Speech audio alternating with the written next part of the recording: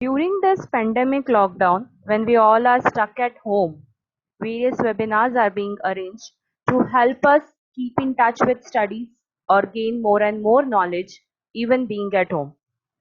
Similarly, today's webinar is surely going to be very fruitful if you're planning for any competitive exams, because we have a perfect personality as a resource person for the session.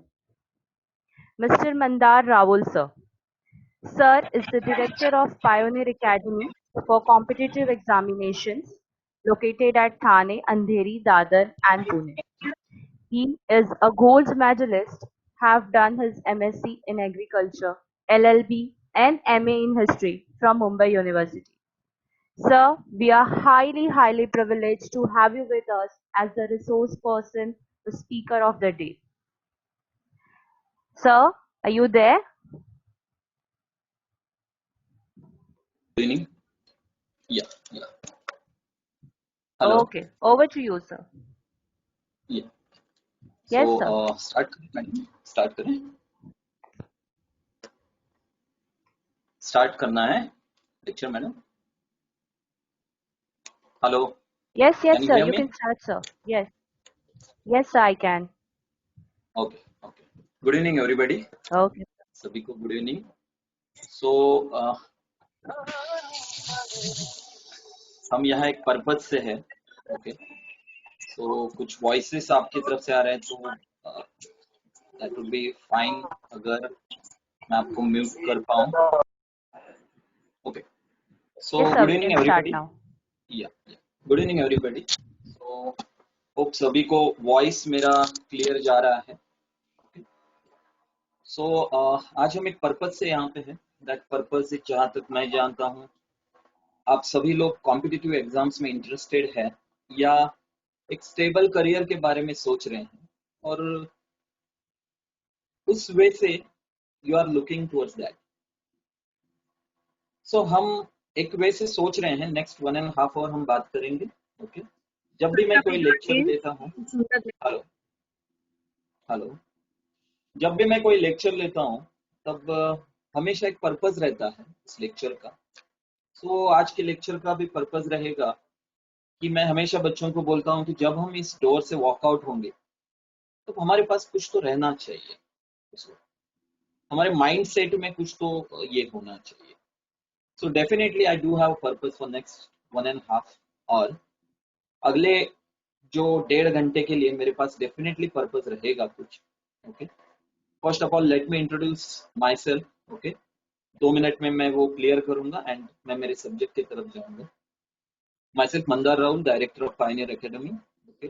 Pioneer academy जो कि competitive exam के लिए guide करती है आपको defence services और civil services के लिए. ओके. थाउजेंड्स ऑफ स्टूडेंट अभी सिलेक्टेड इसमें है. एवरी ईयर में 25-30,000 स्टूडेंट के सामने बात करता हूँ. Every year 2,000 to 3,000 student academy में रहते हैं. अभी थाना में मेरे 2 student as assistant commissioner work कर रहे हैं. इतना सफिशिएंट है आपके लिए. बाकी चीजों की जरूरत नहीं है क्योंकि आपका आज का पर्पस अलग है. ये इंट्रोडक्शन करने का रीजन ये है कि आप केयरफुली जो कुछ भी हम सोचने वाले हैं, जो कुछ भी हम आगे देखने वाले हैं, उसको ऑब्जेक्टिव है वो सक्सेस करने के लिए आप स्ट्रांगली आगे बढ़ें. तो नेक्स्ट 1.5 आवर हम स्ट्रांगली उसके लिए रहेंगे. ओके. तो सबसे पहला हमारा ऑब्जेक्टिव है कि आप अभी लास्ट ईयर में हैं, जहां तक मुझे बताया है कोई सेकंड ईयर में है, कोई पास आउट है. तो एक ऑब्जेक्टिव रहता है हमारा. सबसे पहला ऑब्जेक्टिव रहता है कि हमें एक स्टेबल करियर चाहिए. We need stable career. Definitely हमें चाहिए. बट वहीं पे आप जिस यंग एज में हैं हमेशा हमें लगता है कि हम दूसरों की कुछ ना कुछ हेल्प करें. हम उस वे से कहाँ पे ये सोच सकते हैं. मैं हमेशा बोलता हूँ young blood is always pure blood. कि प्योर ब्लड हम सोचते हैं कि हमें नेशन के लिए कुछ करना है. जैसे कि हम सबसे डे 1 पे हमारे बच्चों को सबसे पहले क्या सिखाते हैं. We should not know any caste, class, religion, region, language, state, not even gender bias. हम मेन वुमन भी नहीं जानते. हमें एक ही वर्ड सुनाई देना चाहिए और वो वर्ड है, एक ही वर्ड सुनाई देना चाहिए, वो है इंडिया। अगर पॉज करेंगे सभी को जानता हूँ, ओके, क्योंकि यंग ब्लड प्योर रहता है। सबसे पहले आपको छोड़ना है कि आप जो सोच रहे हैं, आप लोग बच्चे हैं। हमारे पास 12th से लेके सभी बच्चे हैं जो अभी, फॉर एग्जांपल इस साल लगभग 60 बच्चे एसएसबी में अपीयर करने वाले हैं। ओके, एसएसबी मतलब वो लेफ्टिनेंट बनेंगे, बाद में कैप्टन बनेंगे। ओके, मेरे कुछ स्टूडेंट मेजर्स भी है अभी प्रेजेंट सिचुएशन में। सो अगर वो 12वीं में है, 12th में है, मतलब वो अगर सोच रहे हैं हम बच्चे हैं, ओके, हम अगर बच्चे हैं ऐसा अगर वो सोच रहे हैं, तो वो आगे कुछ क्वालिफाई नहीं कर पाएंगे। आपको सबसे पहले ये सोचना है कि आप लोग बच्चे नहीं, हम नहीं मानते हैं, क्योंकि उसका रीजन मैं बोलता हूँ। 18 साल कॉन्स्टिट्यूशन वोटिंग का राइट देता है आपको। That means you can decide who is going to become an president, हम बोलेंगे, या प्राइम मिनिस्टर, सब कुछ आपके बारे में डिसीजन लेने वाले लोग आप चॉइस करते हैं। तो आप छोटे कैसे हैं, यू कैन टेक डिसीजन। आपको सबसे पहले इस वे से सोचना है कि हम डिसीजन ले सकते हैं, हम एक प्रॉपर वे से आगे सोच सकते हैं, और डेफिनेटली आप लोगों ने सोचा है। सिर्फ उसको किसी वे से हमें क्या करना पड़ेगा, फॉरवर्ड करना पड़ेगा। ओके, ठीक है, हमने कॉम्पिटिटिव एग्जाम के बारे में सोचा है, सबसे पहला नेशन के बारे में सोच रहा है, और सबसे पहला आपका ये है हमें एक स्टेबल करियर चाहिए। अगर मैंने ऐसा कोई वे आपको बता दिया, मैं कंसिडर कर रहा हूँ सभी लोग जीरो है, कुछ भी नहीं जानते कॉम्पिटिटिव एग्जाम के बारे में, तो ऐसा अगर हमने कुछ ये किया कि हमारा करियर भी स्टेबल हो, हमें एक प्रॉपर जॉब भी मिले, और हम हमारे नेशन को, हमारी कम्युनिटी को भी सर्व कर सके, और ऐसा ऑप्शंस है आपका कॉम्पिटिटिव एग्जाम।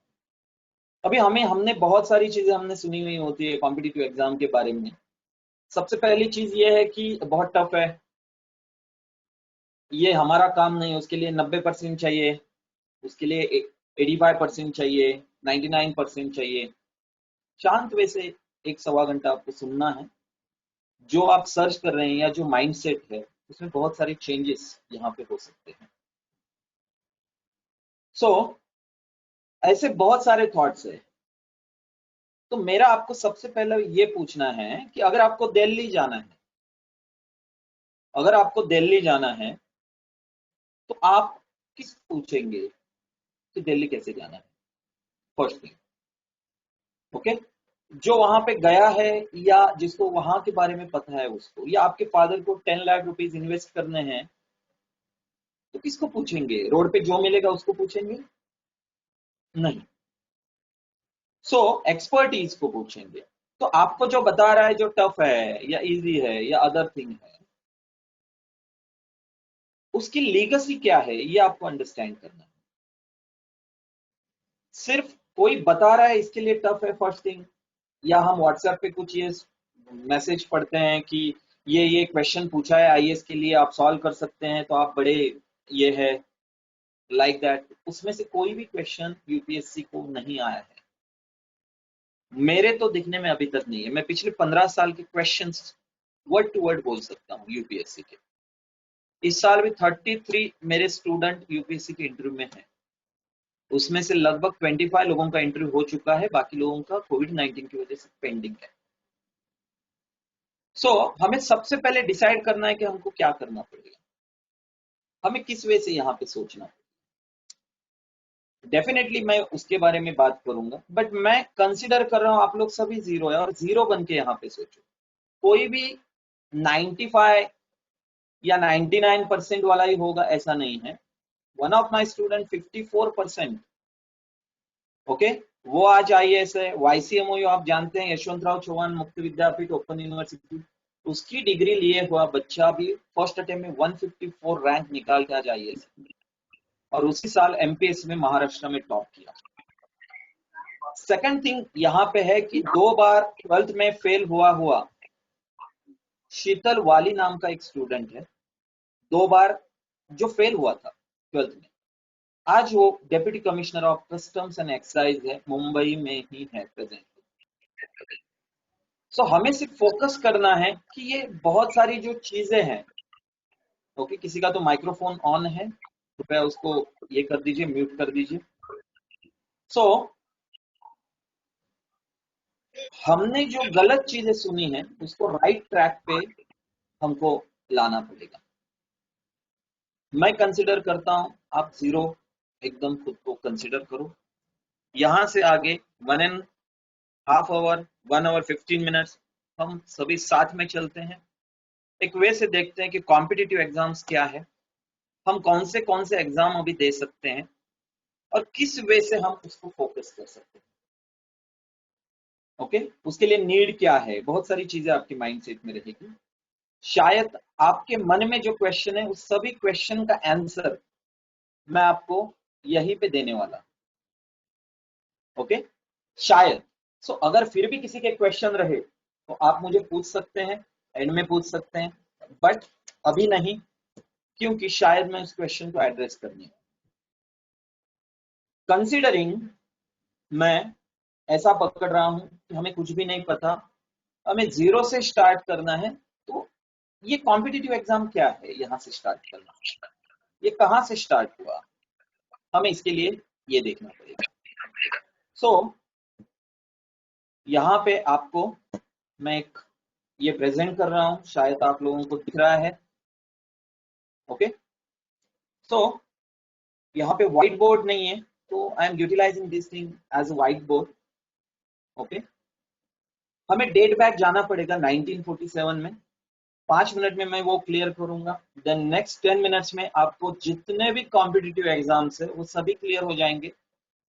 उसके बाद 15 मिनट्स में मैं आपको क्लियर करूंगा कि एग्जैक्टली स्ट्रक्चर क्या है, उसका माइंडसेट क्या होना चाहिए, how it is different from your academics exams. अभी तक एकेडमिक्स जो आप दे रहे हैं वो कैसे अलग है। एकेडमिक्स ये सिस्टम्स ब्रिटिशर्स ने बनाए। आप अगर सोच रहे हैं कि वैसा मगिंग अप हमें करना पड़ेगा या बाकी चीजें देखनी पड़ेगी, तो वैसा हमें देखना नहीं है। एकेडमिक्स ना 1833 में मैकलम मिनट्स पास हुआ और उस वक्त हमारी जो प्रेजेंट एजुकेशन सिस्टम है वो एस्टेब्लिश हुई। उसमें उनको कौन चाहिए थे, उनको सोचने वाले लोग नहीं चाहिए थे, उनको चाहिए थे कि उनको फॉलो करने वाले लोग। क्योंकि ब्रिटिशर्स को रूल करना है तो रूलर्स को कभी भी सोचने वाले लोग नहीं चाहिए, वो रिवॉल्यूशन ला सकते हैं, उनको फॉलोअर्स चाहिए। तो उन्होंने ऐसी सिस्टम बना दी कि हम सिर्फ मगअप करें और ब्रिटिशर्स को जो चाहिए वही सिर्फ करें, उसको फॉलो करें। आज भी अनफॉर्चुनेटली वो सिस्टम कंटिन्यूटी में है। हम जो पढ़ते हैं वही लिखते हैं। मैं जानता हूं एग्जाम के पहले दिन आप कहां पे मिलेंगे, अभी आप क्वेश्चन का आंसर नहीं दे सकते, मैं ही देता हूं क्वेश्चन का आंसर। आप सभी बाकी कहीं पे भी नहीं मिलेंगे, आप जेरोक्स सेंटर पे मिलेंगे, मैं जानता हूं, क्योंकि हम भी वहीं पे थे ग्रेजुएशन के वक्त। वहां पे हम कुछ जेरोक्स निकालेंगे और फिर क्या करेंगे, एज इट इज प्रेजेंट करने की हम वहां पे कोशिश करेंगे। एग्जाम हॉल में एज इट इज हम प्रेजेंट करने की कोशिश करेंगे। सो ये प्रेजेंट करना क्या है, एक फॉलोअर सिस्टम। यूपीएससी या कॉम्पिटिटिव एग्जाम उससे थोड़ा सा अलग सोचते हैं। सभी कॉम्पिटिटिव एग्जाम वो क्या सोचते हैं वो हम आगे देखेंगे। सबसे पहले ये सिस्टम कैसे एस्टेब्लिश हुई इसको हमें देखना है। नेक्स्ट 5 मिनट्स में वो सब कुछ मैं आपको क्लियर कर रहा हूं। सो हमें डेट बैक जाना पड़ेगा 1947। ओके, इंडिया फ्रीडम हुआ, इंडिया को फ्रीडम मिला, फ्री हुआ। हम सोचने लगे हमें कौन सी सिस्टम लेनी है, तो ये हम देख रहे हैं एडमिनिस्ट्रेटिव सिस्टम या कॉम्पिटिटिव एग्जाम कैसे एस्टेब्लिश हुए। क्योंकि देखो, जब तक हमें पता नहीं चलेगा कि सामने वाला हमारा एग्जाम कौन लेने वाला है, तब तक हम ये नहीं क्लियर कर सकते, उसके बारे में सोच नहीं सकते। या सिंपली मैं आपको एक क्वेश्चन पूछता हूं कि आपको घर में मेड रखनी है खाना बनाने के लिए, क्या आप उसका हैंड राइटिंग देखेंगे, क्या आप उसका कंप्यूटर नॉलेज देखेंगे? नहीं, आप एग्जैक्टली उसको क्या खाना बनाने आ रहा है वो देखेंगे। वैसे ही जब भी कोई बोर्ड आपकी एग्जाम लेगा, तब अगर आपको जॉब के लिए सिलेक्ट कर रहा है तो आप में उस job related exactly ABCD categories क्या है वो देखेंगे। तो जब मैं यहाँ पे जाता हूँ इंडिया के एडमिनिस्ट्रेटिव सिस्टम की तरफ, कॉम्पिटिटिव एग्जाम्स की तरफ जाता हूँ, तो मुझे आपको बताना पड़ेगा कि हर एडमिनिस्ट्रेशन सेक्शन में, वो प्राइवेट हो या गवर्नमेंट हो, किसी भी सेक्शन में क्या होता है, 4 टाइप के जॉब होते हैं।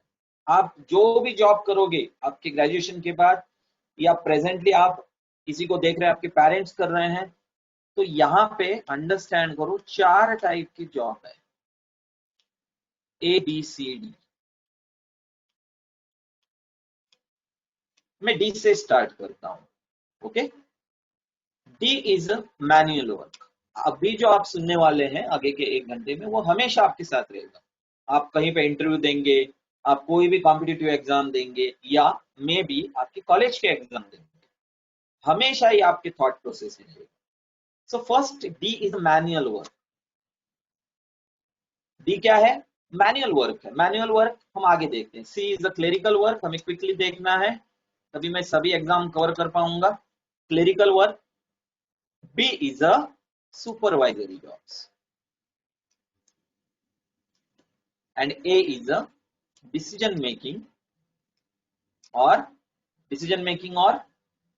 जो भी आप पॉलिसी मेकिंग है, हायर जो होंगे, तो कोई भी जॉब कम या ज्यादा नहीं। डी मैनुअल वर्क मतलब कौन से? प्यून्स, या जो सैनिटरी वर्क करते हैं, हाइजीन सैनिटेशन का वर्क करते हैं, स्वीपर्स एक्सेट्रा, हम उसको सब स्टाफ बोलते हैं हमारे इंस्टीट्यूट। ओके। क्लेरिकल मतलब जो आपको बताया है उतना ही करना है। ओके, उतना ही हमें करना है। सुपरवाइजरी मतलब इसको मैनेज करेंगे। और पॉलिसी मेकिंग और डिसीजन मेकिंग मतलब क्या है? पॉलिसी मेकिंग और डिसीजन मेकिंग मतलब यहां पे आपको ये करना है, पॉलिसी मेकिंग, डिसीजन मेकिंग, जो हाईएस्ट एडमिनिस्ट्रेटिव वर्क है या अदर ये है वो। आप किसी भी प्राइवेट ऑर्गेनाइजेशन में गए या और किसी भी ऑर्गेनाइजेशन में गए,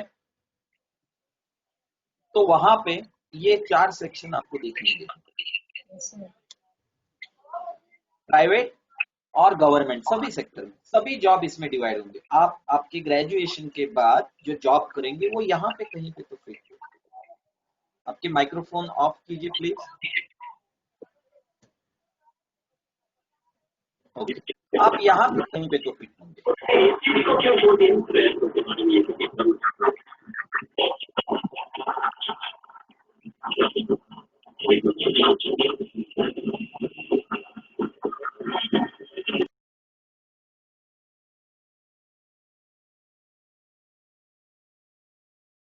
ठीक है, आप यहाँ पे कहीं पे तो फिट होंगे।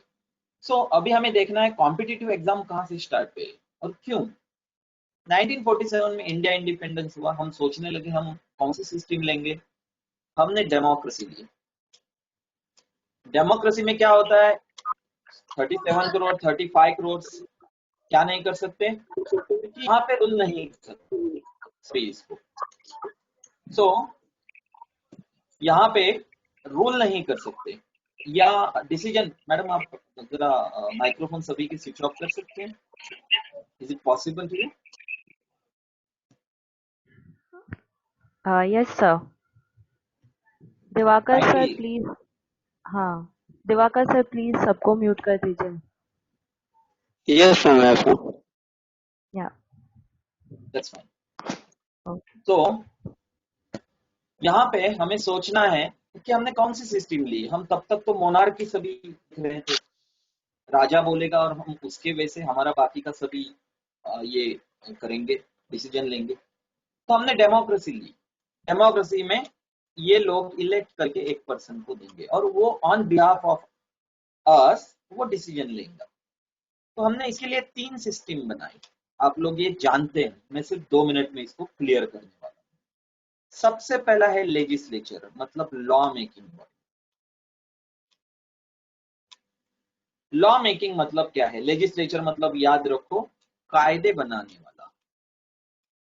लॉ मेकिंग मतलब ये 550 जो हम पार्लियामेंट में इलेक्ट करके देंगे, प्लस 250 जो राज्यसभा में, वो क्या करेंगे, वो लॉ बनाएंगे।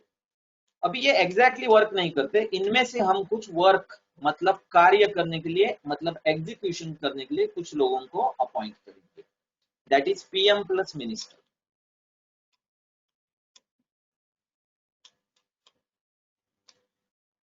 ओके, और तीसरा है जुडिशियरी, उसको अभी हमें नहीं देखना है। सो लेजिस्लेचर ये क्या करेगा, रूल बनाएगा ऑन बिहाफ ऑफ अस, और एग्जीक्यूटिव वर्क करेगा। अब ये अपने मन के हिसाब से कर सकते हैं क्या? नहीं। तो यहाँ पे क्या हुआ कि कॉन्स्टिट्यूशन नाम का एक बुक बनाया और उसको हम सभी को एज ए सिटीजन और इन सभी को रूल में बांधा गया। अभी पीएम प्लस मिनिस्टर कितने हैं? 100 लोग हैं। वो पूरा इंडिया कैसे चला सकते हैं? लिटिल बिट उनके लिए क्या होगा, डिफिकल्ट होगा, वो पूरा इंडिया नहीं चला सकते हैं। सो हमें क्या करना है, यहाँ पे उनको सपोर्ट के लिए कुछ तो एक डिपार्टमेंट बनाना है। और कॉन्स्टिट्यूशन ने बोला इनके अंडर एक डिपार्टमेंट तैयार करो, दैट इज एडमिनिस्ट्रेशन, प्रशासन, जिसमें डिफरेंट डिफरेंट ऑफिसर्स हम रिक्रूट करेंगे, IAS, IPS, deputy collector, DYSP. और ये कौन हो गए? अगर ये इंडिया हम कंसिडर करेंगे तो इंडिया के अंदर हमें इनके जैसे सोचने वाले पॉलिसी मेकर्स इंडिया के अंदर चाहिए, और वैसे ही हमें कहां पे चाहिए? बॉर्डर पे चाहिए, जो सोच सकते हैं, जो डिसीजन ले सकते हैं। ओके, तो एडमिनिस्ट्रेशन में ऐसे ऑफिसर एंड डिफेंस में ऐसे ऑफिसर्स आपको रिक्रूट करने हैं। अभी ये हाईएस्ट पोस्ट है। ओके, ये लोग अपने ही लोगों को क्या करेंगे?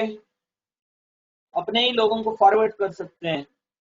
ऐसा नहीं होना चाहिए, इसलिए यही पे कॉन्स्टिट्यूशन ने केयर ली। और कॉन्स्टिट्यूशन क्या बोला?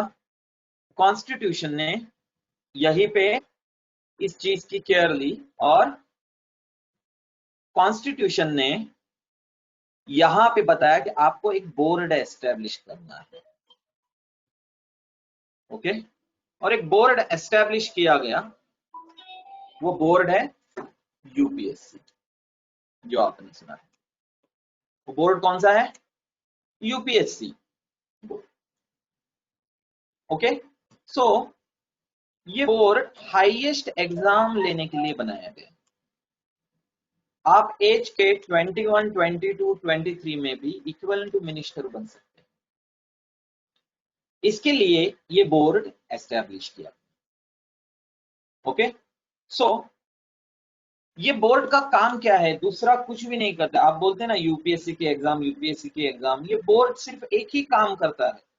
वो 24 hours by 7 days of the week, 365 days सिर्फ एक ही काम करता है, और वो काम है सिर्फ एग्जाम लेना। ओके, सिर्फ एग्जाम लेना। अभी सब कुछ ये क्लियर हो गया होगा आपको, A type, B type, C type, D type, ये तीनों चीजें। मैं अभी यूपीएससी की तरफ आता हूँ, फिर मैं एमपीएससी की तरफ जाऊंगा, डिफरेंट डिफरेंट कॉम्पिटिटिव एग्जाम्स के बारे में आपको बताऊंगा। तो कॉन्स्टिट्यूशन ने क्या कहा? कॉन्स्टिट्यूशन ने बताया कि यहाँ पे आपको एक बोर्ड एस्टेब्लिश करना है। ओके, और वो बोर्ड का नाम क्या है? यूपीएससी। वो बोर्ड का नाम है UPSC, union public service commission. जैसे कि मैंने बताया, A type job, B type job, C type job और D type job. A type highest policy making, decision making का जो ये है, वो यूपीएससी करेगा वहां पे, जिसको रिक्रूट करना है। अभी ये कौन सा कैंडिडेट ढूंढेंगे? 95%, जिसके पास 4-5 डिग्री है, जिसके पास 6 फीट हाइट है, स्ट्रांग है, ऐसा बिल्कुल नहीं। उनको ऐसा कैंडिडेट चाहिए, जैसे मैंने स्टार्ट में बताया, which should not know any caste, class, religion, region, language, state, not even gender bias. Okay, और उनको ऐसा कैंडिडेट चाहिए कि तमिलनाडु का कैंडिडेट जैनके में जाके वर्क करे, एंड जूनागढ़ का कैंडिडेट मणिपुर में जाके वर्क करे, और इंटीग्रेट इंडिया फॉर्म। ओके, ऐसा कैंडिडेट उनको ढूंढना है। क्या ये कैंडिडेट सिर्फ 95% वाला ही रहेगा? नहीं, इसमें कोई भी रह सकता है। यहाँ पे मुझे आपको दो टर्म्स बताने हैं। ए टाइप ऑफ जॉब की जो रिक्वायरमेंट है वो है पॉलिसी मेकिंग, डिसीजन मेकिंग। यहाँ पे दो वर्ड हमें याद रखने हैं, one is IQ and second is EQ। IQ means intelligent quotient and EQ means emotional quotient। Okay, IQ मतलब क्या है कि आप कितने स्पीड से, IQ is related to speed, आप कितने फास्ट थिंक करते हैं। EQ is related to dimensions, मतलब सोशल, इकोनॉमिक, पॉलिटिकल एक्सेट्रा, कैसे कैसे डायमेंशन से आप सोच करते हैं। तो उनको IQ वाला कैंडिडेट नहीं चाहिए, उनको EQ वाला चाहिए। EQ can be developed. EQ आप क्या कर सकते हैं? EQ डेवलप कर सकते हैं। सो यहां पे हमें पहले देखना है यूपीएससी इसको। सो EQ IQ आपको पता तो चला होगा। ओके, मुझे इसको इरेज करना है, ठीक है। सो यूपीएससी कौन से एग्जाम लेता है? आप अभी कौन से दे सकते हैं? बहुत सारे लोगों का टाइम ये सिर्फ सर्च करने में जाता है। Okay, with in next 10 minutes हम यूपीएससी के एग्जाम, उसके बाद हम कौन से सिर्फ ग्रेजुएशन के बेसिस पे, उनकी रिक्वायरमेंट एक ही है, a degree from a recognized university, nothing else। So UPSC technically दो टाइप के एग्जाम लेता है जो आप लोग दे सकते हैं। एक है ए टाइप के जॉब में उनको जो रिक्वायरमेंट है, पहला है डिफेंस, जैसे decision maker, policy maker with in country चाहिए, डोमेस्टिक लेवल पे या सिविल हम बोलेंगे, वैसा ही बॉर्डर पे चाहिए। सो यहाँ पे क्या है? डिफेंस रिलेटेड एग्जाम यूपीएससी सबसे, यूपीएससी सिर्फ टॉप क्लास जो ये है वो एग्जाम ये लेता है, union public service commission, central board. Defence में आप दो एग्जाम दे सकते हैं। ओके, एक है एनडीए में भी आप में से बहुत सारे बच्चे अभी एलिजिबल है इसके लिए, बट हम जानते नहीं है एनडीए क्या है। और दूसरा है सीडीएस, सिर्फ अंडरस्टैंड करो ये क्या है। ओके, हम 6 मंथ में आपको, अगर कोई भी स्ट्रॉन्ग कैंडिडेट है विद इन 6 मंथ में एनडीए सीडीएस क्लियर कर सकता है। एवरेज बच्चा हमने देखा है 52% वाला बच्चा भी क्लियर हुआ आज field captain as a working है जैकलाइट में, मैंने देखा है ऐसा स्टूडेंट। सो कोई भी ऐसा मत समझो कि मैं कर सकता हूं, नहीं कर सकता हूं, what ever it may be, सिर्फ हमें पता नहीं होता है। बहुत सारे बच्चों को पता नहीं होने की वजह से रिग्रेट होना पड़ता है। फॉर एग्जाम्पल, कुछ टाइम के पहले एक पहचान वाला के थ्रू एच ने मुझे कॉल किया, उसकी उम्र 34 एज है, वो अभी आईएएस होना चाहता है, बट इट्स नॉट पॉसिबल क्योंकि 32 एज तक ही आईएएस बनने का लिमिट है। कितने सारे बच्चे हमारे पास आते हैं 21-22 साल में, सर मुझे डिफेंस में जाना है, आर्म फोर्सेस में जाना हमारा ड्रीम है, बट वो कंप्लीट नहीं हो सकता है उनका। तो क्योंकि यहाँ पे एज लिमिट निकल गया है और कोई चीज। सो एनडीए कौन दे सकता है? एनडीए 12th हुआ या 12th में अपियरिंग वाला कोई भी बच्चे दे सकता है।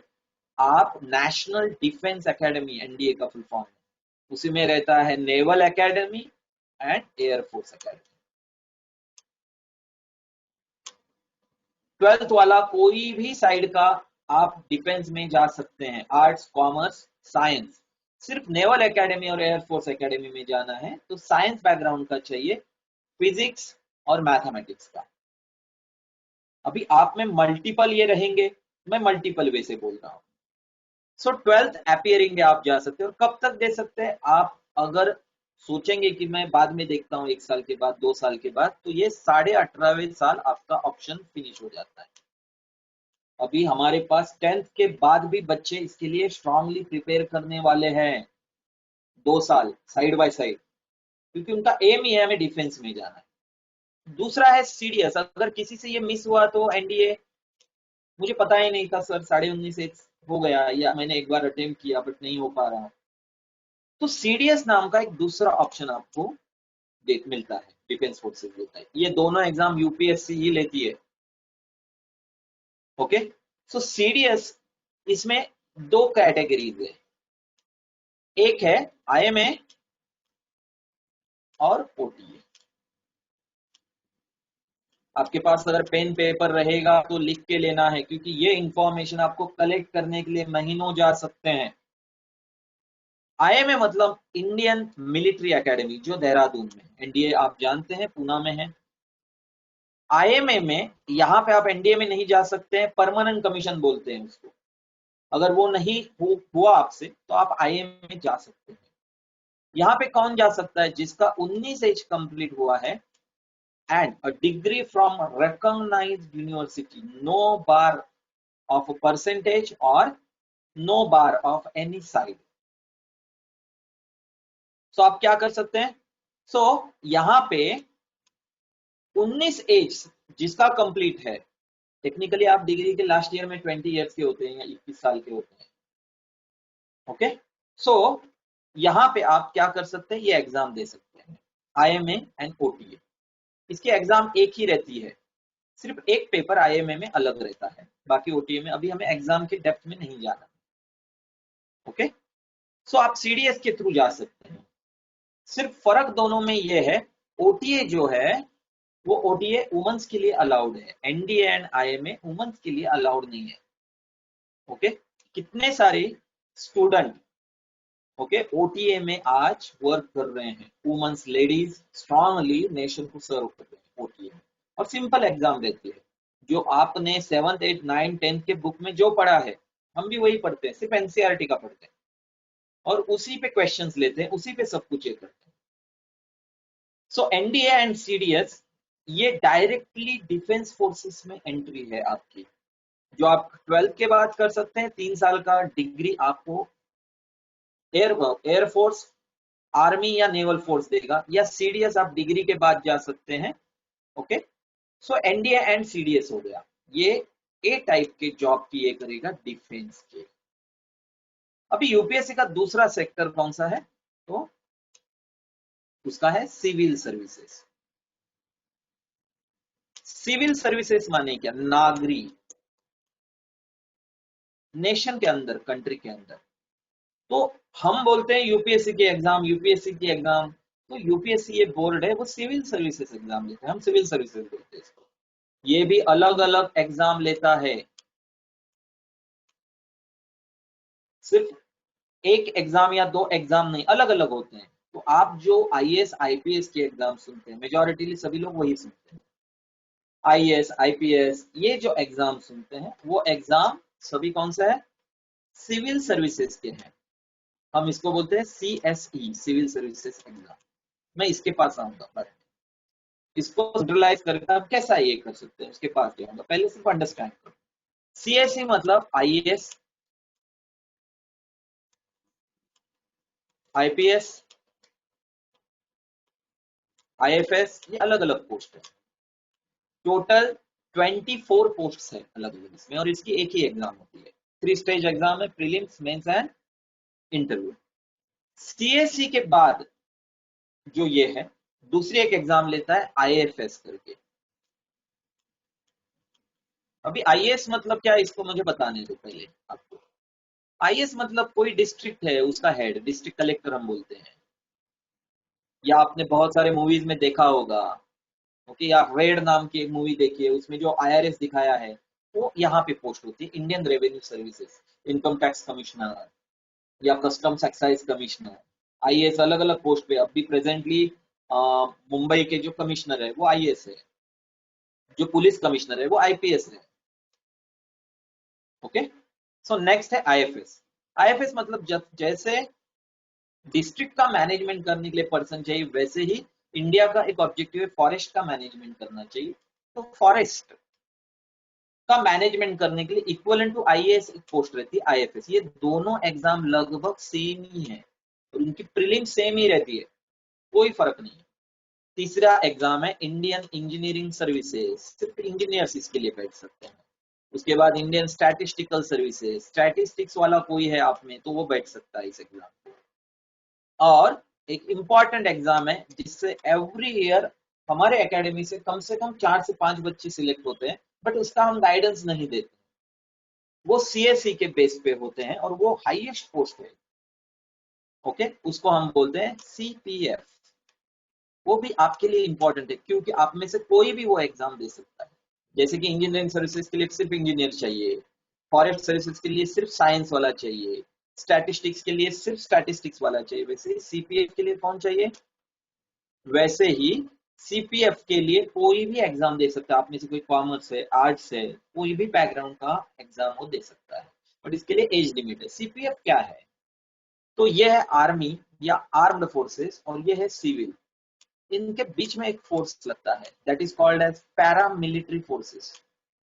इंडिया को देखो, विद इन कंट्री कहीं पे भी आर्मी डिप्लॉय जनरली नहीं करती है। नक्सलाइट एरिया में डिप्लॉय करना है तो आर्मी नहीं डिप्लॉय करती है, वो क्या है? सीआरपीएफ है, सेंट्रल रिजर्व पुलिस फोर्स। इसकी एक पोस्ट रहती है असिस्टेंट कमांडेंट नाम की, बहुत बड़ी पोस्ट है वो। सो असिस्टेंट कमांडेंट अलग अलग इसके रहते हैं।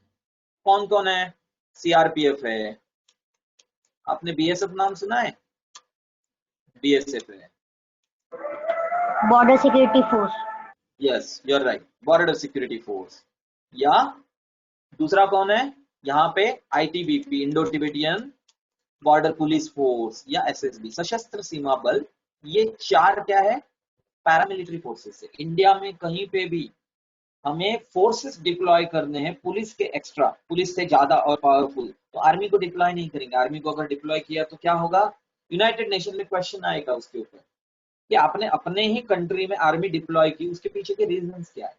That's why government of India going to deploy paramilitary forces. तो इसकी सीपीएफ एग्जाम रहती है, वो सेम सीएससी की तरह रहती है। ओके, तो यूपीएससी इतने सारे ये एग्जाम लेता है। अभी आप कितना एग्जाम दे सकते हैं इसमें से? अगर कोई भी बैकग्राउंड का है तो वो एनडीए दे सकता है, सीडीएस दे सकता है, ग्रेजुएट वाला अगर हम देखेंगे तो सीडीएस दे सकता है 1, सीएससी दे सकता है 2, और तीसरा दे सकता है सीपीएफ, आराम से दे सकता है। साइंस बैकग्राउंड का है तो उसको आईएफएस भी अलाउड है। सो इतने हम टॉप क्लास ए टाइप के ये दे सकते हैं, बट ये हमें पता ही नहीं। फॉर एग्जाम्पल अभी मैंने जो बोला, एक कैंडिडेट का फोन आया, बोला कि 34 एज है, ओके, और वो बोला कि सर मुझे आईएएस बनना है, तो मैंने उसको दूसरा ऑप्शन बताया, हम उससे आगे बढ़ते हैं। सभी को क्लियर है? एनडीए, सीडीएस, बस ये डिफेंस सर्विसेज है। अगर आपका कोई क्वेश्चन है तो राइट डाउन करके रखो, एंड में मुझे पूछो, मैं सभी क्वेश्चन के आंसर दूंगा, डोंट वरी। ओके, मेरा ऑब्जेक्टिव ही है, एवरी ईयर मैं लगभग 20-25,000 बच्चों के सामने बात करता हूँ ओवरऑल महाराष्ट्र में। ओके, या इंटरव्यू वो अलग है, बट नॉर्मल आपके जैसे फर्स्ट स्टेज पे जो बच्चे हैं, ऑब्जेक्टिव एक ही है, इस डोर से वॉकआउट होते वक्त मैं आपका माइंडसेट क्लियर करूँ पूरा। ऐसा नहीं होना चाहिए कि किसी को पता नहीं, इसके लिए अपॉर्चुनिटी निकल गई। ऐसे बहुत सारे लोग आते हैं। एक 32 एज कंप्लीट की हुई बच्ची मेरे पास आई, लड़की आई, ओके, अंधेरी से थाना में मुझे मिलने आई, स्पेसिफिक अपॉइंटमेंट लेके, ओके, और वो बोली सर मुझे आईएएस बनना है।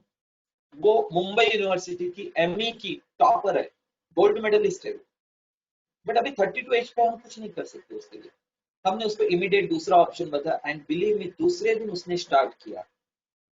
ओके, 2 किड्स है उसको, वो जॉब में है, इतना करके भी स्ट्रांगली वो प्रिपेयर कर रही है। क्योंकि हम सिर्फ क्या करते हैं, हम दूसरों को एग्जाम्पल ऐसे देखते हैं, हम खुद को एग्जाम्पल ऐसे सेट करने की कोशिश नहीं करते। For example India second topper आई है अनुरिया, ओके, वो बहुत अच्छे पोस्ट पे थी, उसको 10-15 लाख का पैकेज था प्राइवेट में, वो छोड़ के, मैरिड थी, वो सब कुछ छोड़ के 1 साल उसने अच्छे से पढ़ाई की, वो सेकंड टॉपर है। हम सिर्फ देखते हैं, एक दिन बोलते हैं अरे वाह क्या जबरदस्त काम किया, बट वैसा नहीं होगा।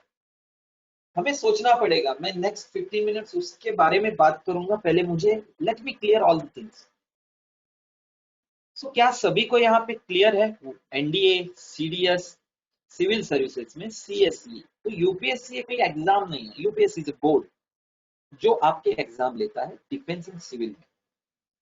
CSE, then IFS, IAS, Indian engineering services, Indian statistical services and CPF, और भी कुछ एग्जाम है बट वो हमारा कंसर्न नहीं है। मैं इतना, मेडिकल सर्विसेज है, अदर है, बट यहाँ पे मैं उसको नहीं जानता। सो हमने ये क्लियर कर लिया, हमें इसके आगे जाना है। ओके, तो ये सभी को क्लियर है? मैं आगे जाता हूँ। Yes sir. ये यूपीएससी बोर्ड है, ये यूपीएससी बोर्ड है। अभी ये क्या करता है, ऐसा कैंडिडेट ढूंढता है कि आपको, फिर से एक बार, तमिलनाडु का कैंडिडेट कहां पे आए, कश्मीर में जाए, और जूनागढ़ का कैंडिडेट मणिपुर में जाए, और इंटीग्रेटेड इंडिया फॉर्म। हम डे 1 को ही पहली ही वर्ड बच्चों को बताते हैं जो मैंने स्टार्ट में बताया। इस वक्त अभी मुझे वो फिर से रिपीट करना है। We should not know any caste, class, religion, language, state, not even gender bias. Okay, मैं मेन वुमन भी नहीं जानता हूं। अगर हम उस हाईएस्ट पोस्ट पे हैं, हमें उस वे से सोचना पड़ेगा। हम डे 1 से बच्चों को ये पढ़ाते हैं। सो यूपीएससी हो गया। अभी यहाँ पे एक चीज क्या है, तमिलनाडु का कैंडिडेट कहां पे जाएगा, कश्मीर में जाएगा, उसको वहां की लैंग्वेज पता नहीं।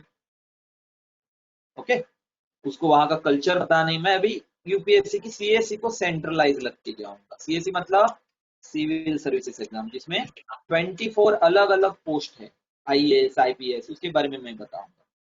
वो क्यों, वो भी मैं आपको क्लियर करूंगा। सो उसको वहां का लैंग्वेज, कल्चर पता नहीं है, तो वहां पे वर्क कैसा करेगा? तो कॉन्स्टिट्यूशन ने उसकी केयर ली।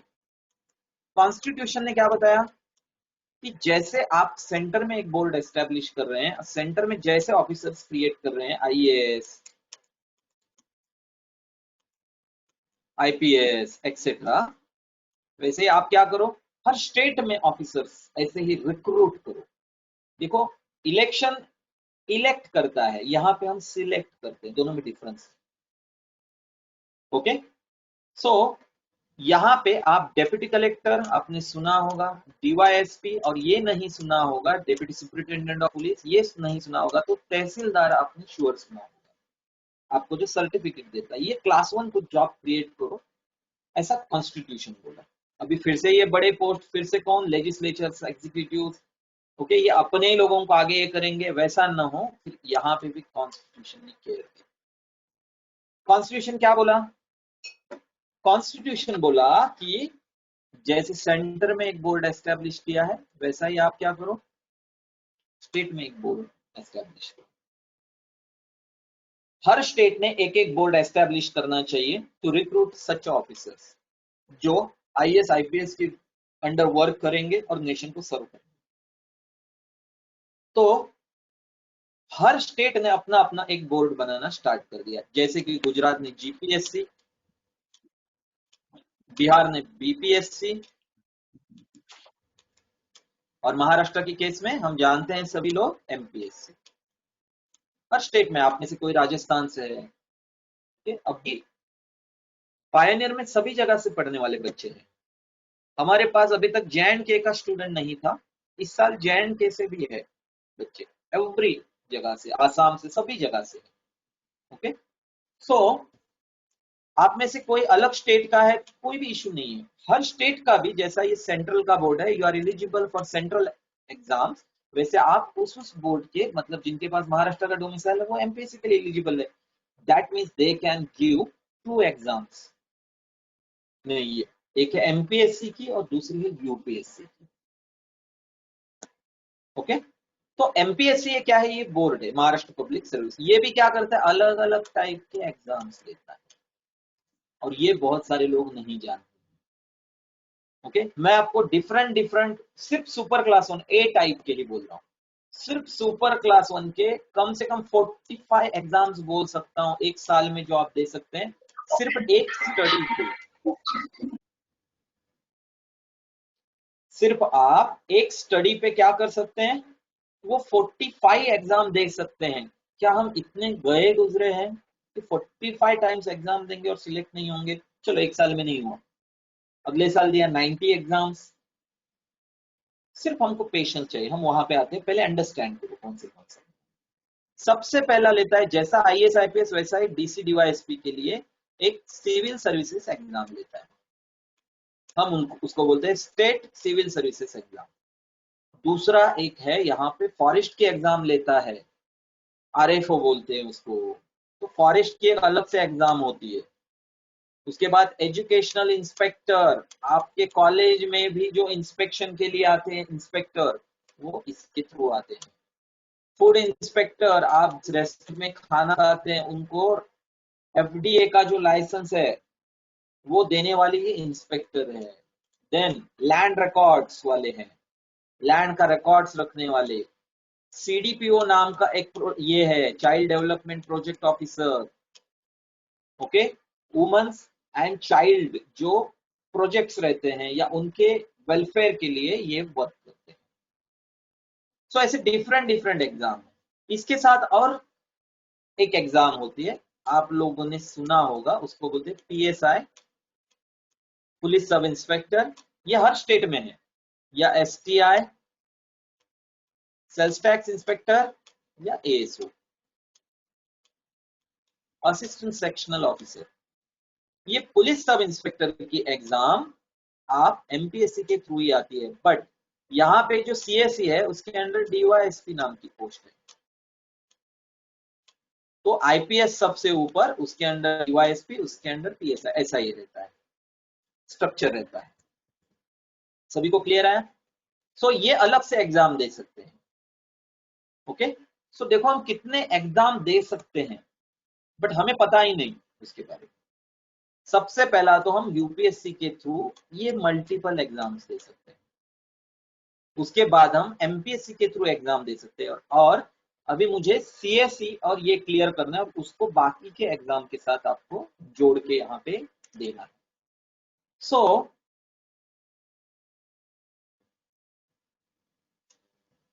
यहाँ पे मैं फिर से एक बार ये करता हूं, ये यूपीएससी बोर्ड है और ये एमपीएससी है, और यहाँ पे मैं दोनों एग्जाम को कंसीडर करके बताऊंगा कि कैसा एग्जैक्टली स्ट्रक्चर है UPSC and MPSC.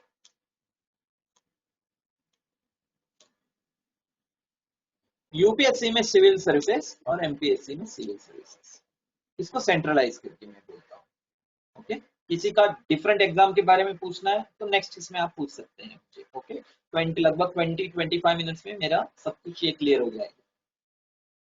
So UPSC exam अगर लेता है तो कितने स्टेज में लेता है? 3 स्टेज में लेता है, प्रीलिम्स, मेंस और इंटरव्यू।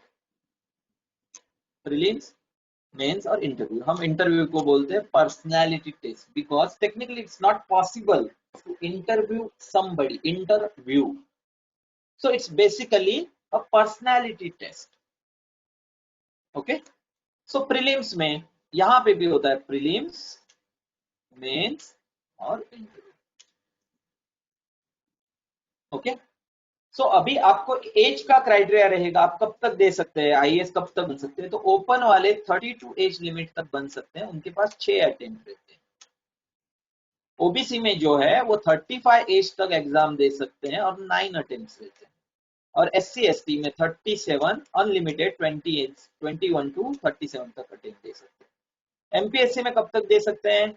आप 38 एज तक एमपीएससी में अनलिमिटेड अटेम्प्ट दे सकते हैं अगर ओपन में है तो 34 वाला जो मैंने अभी बोला, मुझे कॉल किया, उसको हमने क्या बताया कि आपको इमीडिएटली अगर आईएएस बनना है, अभी तो 34 निकल गए एज से, तो आप क्या कर सकते हैं, एमपीएससी दे सकते हैं और बाद में डेप्यूटी कलेक्टर हो सकते हैं, और 10 साल की इंटरनल एग्जाम होती है। उस इंटरनल एग्जाम से आप क्या कर सकते हैं, आईएएस बन सकते हैं, या लगभग 20 इयर्स के बाद आपका डायरेक्ट प्रमोशन होता है as IAS. So this is 38 age limit. OBC में 43 तक है और एससी एसटी में 45 एज लिमिट मैंने बताया। ओके, वुमन के लिए भी सेम है। तो यहाँ पे प्रीलिम्स है, ये भी प्रीलिम्स है, मेंस एंड इंटरव्यू। अगर हम देखेंगे तो ये पैरेलल है दोनों लगभग, बट इसमें कुछ बेसिक डिफरेंस है। ओके, सो बेसिक डिफरेंस ये है इसके लिए, तो मैं ये करूंगा आपको, मैं बुकलेट इसके ये करेंगे, आपके सर के पास हम बुकलेट देंगे, those are very important booklets. तो बुकलेट आप एक बार रेफर करो, आपको पता चल जाएगा एग्जैक्टली आपको क्या ये करना है। चारों बुकलेट हम सेंड कर देंगे, यूपीएससी का, एमपीएससी का, एनडीए का, सीडीएस का। गो थ्रू दैट बुकलेट, सो आपको एग्जैक्टली एग्जाम का पैटर्न कैसा है वो समझ में आएगा। अभी मैं 5-5, 7-7 एग्जाम का पैटर्न बनाऊंगा, इतने क्वेश्चंस रहते हैं, ये रहते हैं, आप कंफ्यूज हो जाएंगे, वो सेपरेट ये है। ठीक है, सो ये क्या है, prelims prelims, mains mains, interview interview. ये ऑब्जेक्टिव रहते हैं जनरली, ये सब्जेक्टिव रहते हैं। यहाँ पे आपका थॉट प्रोसेस वो देखते हैं टेक्निकली, आप कैसे सोचते हैं। ओके, या आप किस वे से उसको ये देखेंगे। सो और यहाँ पे क्या रहता है, यहाँ पे भी सेम टाइप, बट एमपीएससी में ये भी ऑब्जेक्टिव है। सिर्फ एक पेपर आपका जो रहता है वो क्या है, एक पेपर आपका जो रहता है वो रिटर्न है, और इंटरव्यू आपकी पर्सनैलिटी टेस्ट होती है। ओके, सो यहाँ पे मुझे एक बताना है कि यहाँ पे 2 पेपर्स रहते हैं, दोनों तरफ सेम ही है, और उसका एक पेपर है, इट्स कॉल्ड एज सीसैट। मुझे सिर्फ इतना ही बताना है इसमें। सीसैट मतलब सिविल सर्विसेज एप्टीट्यूड टेस्ट। इसमें कौन से क्वेश्चन आते हैं, देखो एक पैराग्राफ दिया, उसके ऊपर पैसेज के ऊपर क्या किया, क्वेश्चंस दिए, आपको उस क्वेश्चंस का आंसर देना है क्वेश्चन। दूसरा कैसा है, 4th या 7th स्टैंडर्ड में आप में से बहुत सारे बच्चों ने स्कॉलरशिप दी होगी, तो नॉन वर्बल टाइप के क्वेश्चन है, तो इस क्वेश्चन मार्क की जगह पे क्या आएगा। या मेंटल एबिलिटी, कुछ बच्चे सोचते हैं कि मुझे आते पूछते हैं, कभी मिलते हैं बच्चे तो सर मैथमेटिक्स बेसिक क्वेश्चन देते हैं, सर मैथमेटिक्स मुझे नहीं आता है, टफ है। देखो मैथमेटिक्स यहाँ पे बिल्कुल नहीं पूछते हो, कॉम्पिटिटिव किसी भी एग्जाम में मैथमेटिक्स नहीं है, वो आपका एप्टीट्यूड चेक करते हैं। अभी मैथमेटिक्स एंड एप्टीट्यूड हम जिसे बोलते हैं मेंटल एबिलिटी और विजुअलाइजेशन, ऐसे क्वेश्चन है। उसमें डिफरेंस क्या है, mathematics is a formula based, mathematics क्या है, फॉर्मूला बेस्ड है। फॉर्मूला बेस्ड मतलब आपने कॉसेक साइन थीटा ये कुछ देखा होगा 7th 8th में, फॉर्मूला पूछता है। कॉम्पिटिटिव एग्जाम में वैसा नहीं होता है, विजुअलाइजेशन होता है क्वेश्चंस में। सो और क्या रहता है, कोई ग्राफ है, ग्राफ के ऊपर क्वेश्चन है, हम उसको डेटा इंटरप्रिटेशन बोलते हैं, सिलेबस में डेटा इंटरप्रिटेशन मेंशन किया। अभी सिविल सर्विसेज एप्टीट्यूड यहाँ पे भी है और एमपीएससी में भी है, दोनों में सेम है, और हम इसको बोलते हैं mother of all other competitive exams. क्यों बोलते हैं ऐसा, क्योंकि इसमें देखो रीजनिंग है, नॉन वर्बल है, कॉम्प्रहेंशन है, मेंटल एबिलिटी है, इंग्लिश रिलेटेड क्वेश्चन है, और आप इंडिया में अदर कोई भी एग्जाम देने जाओगे मेजरली यही टॉपिक्स है। मैं इस साइड में आऊंगा, यहाँ पे कौन से टॉपिक है वो बताऊंगा, सिविल सर्विसेज में, यूपीएससी एमपीएससी में क्या पूछते हैं उसके तरफ आऊंगा, बट मुझे ये क्लियर करने दो। सो ये क्या है, कहाँ कहाँ पे आते हैं, तो आप इसकी तैयारी करके, सिविल सर्विसेज की तैयारी करके ये सभी एग्जाम को कवर कर सकते हैं। एमपीएससी भी दे सकते हैं, पीएसआई दे सकते हैं, एसटीआई दे सकते हैं, एएसओ दे सकते हैं, सीपीएफ दे सकते हैं, ये सभी मैंने ए टाइप बोला, बट और अदर फील्ड में भी ए टाइप वाले लगेंगे। फॉर एग्जाम्पल, ओके, कौन सा, आपने बैंकिंग आईबीपीएस सुना होगा, बैंक मैनेजर एक्सेट्रा जो रहते हैं वो क्या है, वो आईबीपीएस से चुने जाते। पहले हर बैंक अलग अलग लेती थी, पायनियर से एवरी ईयर लगभग 15 से 20 बच्चे सिलेक्ट हो जाते हैं, though we are not giving our specialisation in IBPS. हम आईबीपीएस में हमारा स्पेशलाइजेशन नहीं देते, बट इसके बेसिस पे बच्चे जाते हैं और फिर से यूपीएससी की तैयारी करते हैं। तो ये बैंकिंग के क्लास 1, कौन से क्लास 1 में बोल रहा हूँ, ए टाइप ऑफ जॉब। ओके, दूसरा कौन सा है, एसएससी नाम का, ये आपने सुना होगा, staff selection commission. Staff selection commission क्या है? तो देखो यहाँ पे हमने एक IRS नाम की पोस्ट बोली थी। IRS मतलब रेवेन्यू सर्विसेज। इसमें इनकम टैक्स कमिश्नर या कस्टम्स एक्साइज रहते हैं, तो उनके नीचे इनकम टैक्स इंस्पेक्टर या कस्टम्स एक्साइज इंस्पेक्टर रहते हैं, वो स्टाफ सिलेक्शन ये भी क्लास 1 पोस्ट है, बट सुपरवाइजरी में आएगी। इसके सिवा रेलवेज की रहती है एग्जाम, अलग अलग PSUs है। PSU मतलब public sector undertakings, air India, okay etcetera. इसके सिवा इंश्योरेंस में है, कौन से है, मैं यहाँ पे अभी ये क्लियर करता हूं आपको फिर से। This is UPSC, this is MPSC, okay. UPSC में वन इज डिफेंस, डिफेंस आपका NDA, CS, सिविल सर्विसेज में अलग अलग एग्जाम्स, यहाँ पे भी अलग अलग एग्जाम्स, और इसके through IBPS, PO, bank PO जो बोलते हैं, staff selection commission, staff selection commission. उसके बाद मैंने कौन सा बोला, रेलवेज, और एक पोस्ट है जो हम नहीं जानते, इंश्योरेंस सेक्टर में ये पोस्ट रहती है, AAO नाम की पोस्ट रहती है। Presently, insurance sector is divided into two sectors, that is life insurance and general insurance. LIC आपने सुना होगा, या national insurance corporation of India, oriental insurance. इसमें एक AAO नाम की पोस्ट रहती है। प्रेजेंटली जो LIC के चेयरमैन है, बहुत बड़ी पोस्ट है, वो AAO इस पोस्ट पे रिक्रूट हुए हैं, और वहां से वो प्रमोट होके वहां पे गए। उसके साथ यहाँ पे DO नाम की पोस्ट रहती है, डेवलपमेंट ऑफिसर। ये क्लास 2 की है, ये क्लास 1 की है। इसकी सैलरी भी 50-60,000 अप है प्रेजेंटली स्टार्ट में। IBPS PO की भी सेम है, SSC ये सभी सेम है, ओके। नेक्स्ट हम जाएंगे और कौन से ये दे सकते हैं, तो PSU के अलग अलग एग्जाम निकलते हैं, पब्लिक सेक्टर भी आप देखते हैं। एवरेज एक साल में 45 to 50 के आसपास अलग अलग पोस्ट के रैंक ये निकलते हैं। हमने अगर एक सेंट्रलाइज रख उसकी तैयारी की, 101% हम उसमें क्लियर हो सकते हैं। और ये मैंने सभी वही पोस्ट बताए आप लोगों को जिनको क्या है, जिनको बहुत अच्छी सैलरी है, पर्क्स है, जो आप सोच रहे हैं कि एक स्टेबल, उसमें गलत कोई बात नहीं है, ओके। हम अगर पहले खुद के बारे में सोच रहे हैं, मुझे एक स्टेबल जॉब चाहिए, उसमें कोई गलत चीज नहीं है। You are thinking in right direction, सिर्फ उसको फुलफिल कैसे करना है। प्राइवेट में आप जाएंगे, प्रेजेंटली प्राइवेट में क्या सिचुएशन है हम जानते हैं, ओके। कोविड-19 से क्या सिचुएशन है हम जानते हैं। कोविड-19 का अलग अलग सेक्टर पे इंपैक्ट हुआ, ओके। लगभग 2 करोड़ लोगों के प्राइवेट सेक्टर से जॉब अभी गए हैं। सो गवर्नमेंट सेक्टर में हमें बहुत अच्छा स्कोप है, क्योंकि अभी गवर्नमेंट में वो फेज आई है कि रिटायरमेंट के ऑप्ट पे बहुत सारे लोग हैं, और हर साल लगभग मैं जानता हूं ये सभी को कैलकुलेट करके 20,000, 25,000, 50,000 तक पोस्ट निकलते ही है। मैं ये सिर्फ क्लास 1 क्लास 2 बोल रहा हूँ, क्लेरिकल की मैंने बात ही नहीं की। आप ऐसे विसिनिटी में रहते हैं जहां पे मुंबई म्युनिसिपल कमीशन है, म्युनिसिपालिटी है, नवी मुंबई है, कल्याण डोंबिवली है, थाना है, और इनके सभी के क्लास 1 पोस्ट निकलते रहते हैं, वो पता भी नहीं चलते कब निकलते हैं। आप इस पे आराम से दे सकते। एक लड़की नवंबर में ज्वाइन की हुई, मार्च में क्लास 1 पोस्ट निकाल के नवी मुंबई म्युनिसिपल काउंसिल में ज्वाइन हो गई, सिर्फ 4 to 5 मंथ्स में।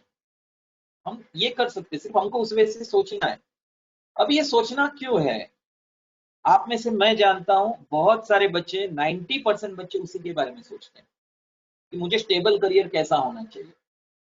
बट हम कॉलेज में कैसा एक दूसरे के साथ, दूसरा तीसरे के साथ ऐसा चलते रहते हैं। मैं सबसे बड़ा वर्ड अभी आपको बताने वाला, बच्चों कभी भी लाइफ में ज्वाइंट अकाउंट नहीं रहता है। मेरा फ्रेंड सक्सेस हुआ तो मैं सक्सेस हो जाऊंगा, ऐसा कभी भी नहीं रहता। क्या ऐसा होगा आप कहीं पे जॉब करेंगे, 50% सैलरी उसको, 50% आपको, तो क्यों आप डिपेंडेंट रह रहे हैं। फ्रेंडशिप अपनी जगह है, हंसी मजाक अपनी जगह है, बट ये 3 साल रहेंगे। सिर्फ अभी जो मैं बताने वाला हूं उसके ऊपर फोकस करो, ओके। ये 3 साल जो आप करेंगे 1 2 3 इयर्स, वो आगे के आपके लाइफ के 40 साल डिसाइड करेंगे। am I right or wrong? ये 3 साल आप क्या करेंगे वो आगे के 40 साल आपके लाइफ के डिसाइड करेंगे। वेदर आप 15,000 पे रहेंगे, 20,000 पे रहेंगे, 25,000 पे रहेंगे, किस पे रहेंगे। और क्या आपको नहीं लगता इस अर्थ पे आप आए हैं तो आप एक प्रॉपर वे से जाने चाहिए। प्रॉपर वे क्या है आपको क्या लगता है, इंडिया में कितने % लोगों के पास अपना खुद का केबिन होगा, कितने % होगा ऐसा लगता है? 5%। यस, जयेश, जयेश है ना 5%, ठीक है। और कोई? यस।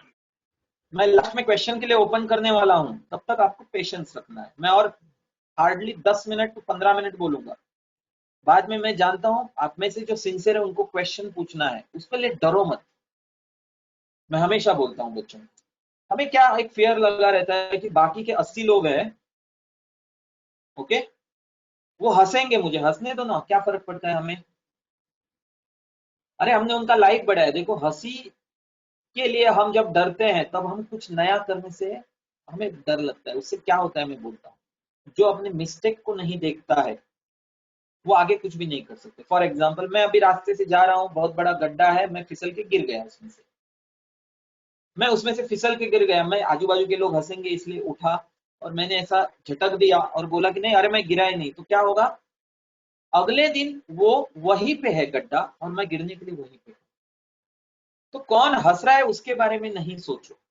कॉलेज डेज में हम सबसे बड़ी एक गलती क्या करते हैं मैं बताऊं, आप में से 90% बच्चे बैक बेंचर्स रहेंगे, मैं जानता हूं, उसमें गलत कोई नहीं है, पीछे से सब कुछ दिखता है।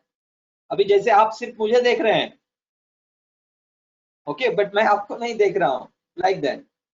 सो सब कुछ दिखता है तो हम हमारे वैसे एक सब कुछ व्यू देखने की कोशिश करते हैं, दैट्स गुड, बट उससे हम पीछे रहते हैं। क्या होता है आपके कॉलेज में गैदरिंग है, स्पोर्ट्स है, तो कुछ 10-12 लोग आगे बढ़ते हैं। सोचो ये हर कॉलेज में, हर स्कूल में, हर जगह पे हो रहा है।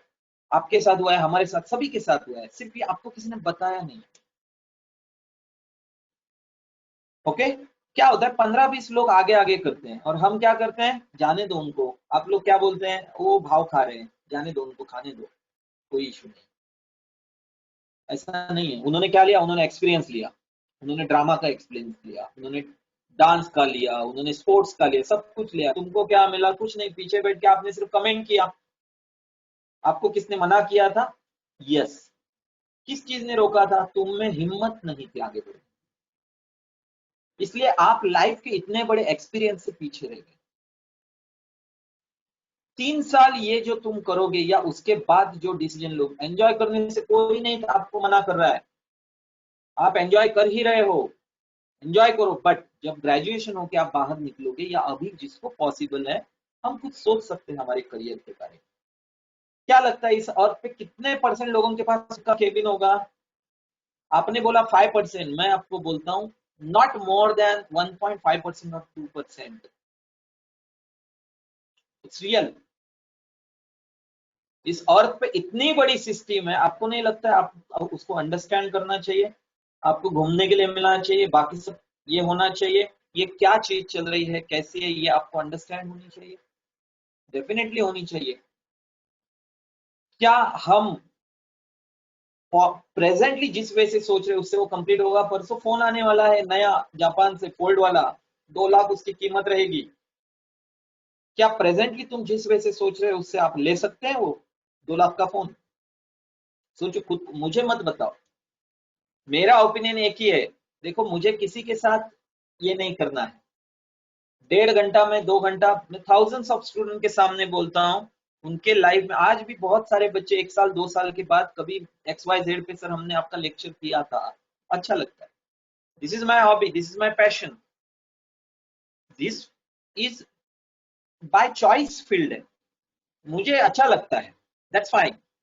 इसलिए मैं बोल रहा हूं, मुझे आप लोगों को हर्ट नहीं करना है, आप भी हर्ट मत हो, पर्सनली कोई ये नहीं है। क्वेश्चन अभी आपको पूछने पड़ेंगे या पूछ रहे हो तुम, बट आपके फ्रेंड्स आसपास में वो छुपा रहे हो किसी हंसी के पीछे, के पीछे। आपको आपकी आपके खुद के करियर की, आपके पेरेंट्स की, आगे की स्टेप की, सभी की चिंता है। तो अभी से थोड़ा थोड़ा क्यों ना सोचे, ज्यादा मत सोचो। अभी मेरे पास 12th के बाद 3 साल के बच्चे, उनके आप ऐसे क्या देखोगे, वो लिखते वुमेन्स पोजीशन इन इंडिया, आप सोचोगे किसी थिंकफुल पर्सन ने लिखे हैं, ये थॉटफुल पर्सन ने लिखे हैं। धीरे धीरे, ज्यादा नहीं करना है, धीरे धीरे धीरे धीरे स्लोली हम ये कवर कर सकते हैं। कितने परसेंट लोगों के पास केबिन होगा? 1.5%, नॉट मोर देन दैट। क्या तुमको नहीं लगता है सिर्फ अभी आप कहीं पे मॉल में खड़ा रह के सेल्फी निकाल रहे हो, वो आपके केबिन के चेयर पे हो? ऐसा नहीं लगता? देखो, उसके लिए खुद में आपको एक्सपीरियंस लाना पड़ेगा, आपको प्रॉपर से ये करना पड़ेगा, सोचना पड़ेगा सबसे पहले। और आपको ये डर जो है बाकी के लोग हंसेंगे वगैरह, वो निकाल के फेंकना है। एक क्वेश्चन पूरी लाइफ चेंज कर सकता है, एक क्वेश्चन आपकी पूरी लाइफ चेंज कर सकता है। सो डरना नहीं है, वो लिख के रखो, 5 मिनट के बाद आपको पूछने हैं। सो आप आराम से ये सभी एग्जाम्स दे सकते हैं अभी से। अभी इसको सिलेबस कौन सा है? तो सिलेबस आपने जो पढ़ा हुआ है वही है। कब पढ़ा है? 7th 8th 9th 10th में आपने हिस्ट्री पढ़ी है महात्मा गांधी। उनका क्वेश्चन रहता है analyse Mahatma Gandhi as a political leader. उनका एनालाइज करो, हम सिखाएंगे कैसा ये करना है। जियोग्राफी पूछते हैं वो, मतलब वो पूछते हैं आपको नागालैंड से केरला में आना है तो कितने स्टेट में से जाना पड़ेगा, या पूछेंगे इंडिया को कितने स्टेट को कोस्ट लाइन है, या पूछेंगे कर्नाटक को, ये आए हुए क्वेश्चन बोल रहा हूँ यूपीएससी को, इजी क्वेश्चन। कर्नाटक को कितने ये बाउंड्री करते हैं। तो इसमें क्या है, कुछ फैक्ट्स भी करने पड़ेंगे, कुछ ब्रेन का भी है हमारा काम। सो ज्योग्राफी है, उसके बाद पॉलिटी है, आपने देखा कॉन्स्टिट्यूशन एक्सेट्रा। उसके बाद आपने क्या पढ़ा है? साइंस पढ़ा है, फिजिक्स केमिस्ट्री वाला वही पूछते हैं, बायोलॉजी। ओके, सेल्स क्या है, हमारी डाइजेस्टिव सिस्टम कैसी है, लाइक दैट। उसके बाद इकोनॉमिक्स आता है, उसके बाद एनवायरमेंट पे फोकस करते हैं। ओके, और करंट अफेयर्स, ऐसा ही मोर और लेस यही सभी सिलेबस है, इससे कुछ अलग नहीं है। और फिर इंटरनेशनल रिलेशंस कुछ पूछेंगे, यूपीएससी की सिविल सर्विसेज की बात करें। सभी को क्लियर है? सो ऐसा ही ये रहता है, कुछ अलग नहीं है जो आपने किया है। वो सिंपल क्वेश्चन है, कर्नाटक को कितने स्टेट है, या बाकी के। ओके, बट उसके लिए हमको रेडी तैयारी करनी पड़ेगी। अभी मैंने कोई क्वेश्चन आपको पूछा तो इमीडिएट आंसर आएगा। तुम लोग क्या करते हो, मैं बोलता हूँ, तुम लोग क्वेश्चन पेपर लेते हो कोई भी सामने, अरे ये तो टफ है, टफ ही है, डायरेक्टली आएगा। अभी घर पे गए, तुम घर पे ही हो, सॉरी, डाइनिंग टेबल पे थाली रखती, डायरेक्ट खाना आता है। एक तो मम्मी को बनाना पड़ता है, या आपको बनाना पड़ता है, या थाली में लेना पड़ता है। कितने लोगों ने आंख बंद किया और खाना आता है? तो क्वेश्चन देखा और आंसर आ गया। उसके लिए तैयारी करनी पड़ेगी। ओके, उसके लिए स्ट्रांगली सोचना पड़ेगा, स्टार्ट करना पड़ेगा हमारे इसको। सो सिर्फ ड्रीम ड्रीम है, ये करना है नहीं, हमें प्रॉपर वे से जाना पड़ेगा। अभी वो कैसे वे से क्वेश्चन आते हैं, ओके, उनके तो वो क्वेश्चन पूछते हैं। अभी मैंने बताया analyse Mahatma Gandhi as a political leader, वैसा एक क्वेश्चन बताता हूँ जो आपको सभी को पता है, इसलिए वो क्वेश्चन लेता हूँ। उनका क्वेश्चन रहता है अर्बनाइजेशन के प्रॉब्लम क्या है, सिटीज के प्रॉब्लम क्या है। तो अभी मैं पूछूंगा तो आप सभी बोलेंगे एक प्रॉब्लम, मैं जानता हूँ आप बोलेंगे ट्रैफिक का प्रॉब्लम है सर, पॉवर्टी का प्रॉब्लम है, खाना नहीं मिलता है, ये वो एक्स वाई जेड। तो ये 10-12 प्रॉब्लम है, वो हम आपको अरेंज, यूपीएससी में क्या रिक्वायर्ड है, अरेंजमेंट, इसको बोलते हैं मल्टी डायमेंशनल। देखो, economic problem, poverty, hunger, unemployment, ये प्रॉब्लम है। देखो, ये टफ नहीं है, आप बच्चे नहीं, 18 साल हो गए हैं, कॉन्स्टिट्यूशन वोटिंग का राइट दिया है, तो कंसिडर ही मत करो कि अभी कोई आपको उस वे से पैम्परिंग करना चाहिए, नेवर। और कुछ भी नया स्टार्ट ऐसा कोई भी चीज नहीं रहता है। मैं डे वन को पहले लेक्चर में बच्चों को बोलता हूँ कि आपको एडॉप्ट होना है, जैसे सिचुएशन एडॉप्ट होना है, इमीडिएट एडॉप्टेशन की सिचुएशन, ये प्रियर में आपके कॉम्पिटिटिव एग्जाम का क्राइटेरिया है।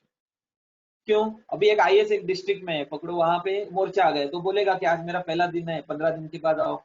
या आर्म फोर्सेस वाला सोल्जर बॉर्डर पे है, बोलेगा चाइना हमला कर रहा है, 15 दिन के बाद आओ, मेरा पहला दिन है। नहीं, उसको एडॉप्ट होना पड़ेगा। सो हमें उसके ऊपर आपको क्या करना पड़ेगा, फोकस करना पड़ेगा। तो economic problems, poverty, social problems क्या है, साइकोलॉजिकल प्रॉब्लम्स बढ़ रहे हैं, क्रिमिनल एक्टिविटीज बढ़ रहे हैं, एक्सेट्रा। देन पॉलिटिकल प्रॉब्लम, देखो पॉलिटिकल कॉन्फ्लिक्ट होते हैं, लैंग्वेज, अदर थिंग्स के, और दो चार बोल सकते हैं लाइक दैट। तो दिस इज कॉल्ड ईक्यू। एक पॉलिसी मेकर कोई भी रूल बनाते वक्त ऐसे सोचता है। दैट्स वाई ऐसी रिक्वायरमेंट, तो ये एक दिन में नहीं आएगा, इसको डेवलप करना पड़ेगा धीरे धीरे, कुछ टफ नहीं है, सिर्फ प्रॉपर वे से जाना। हम एक एग्जाम को सेंट्रलाइज होके बाकी के एग्जाम दे सकते हैं। क्या हम इतने गए गुजरे हैं कि इतने एग्जाम देके हम सिलेक्ट नहीं होंगे? मैं श्योरिटी लेता हूं कभी कभी बच्चों, 3 साल की हमारे पास एक बैच रहती है 12th के बाद, तो हम स्ट्रांग रहेगा बच्चा तो पेरेंट्स को बोलते हैं आप बॉन्ड पेपर पे लिख के लाओ, हम साइन करेंगे। सिर्फ हमारे सभी टेस्ट देने चाहिए, सभी करिकुलम कंप्लीट करना चाहिए, हम साइन करेंगे। It's very difficult. वैसा ही है, कोई भी आप में से बन सकता है, 45%, 50% भी मैंने देखा है।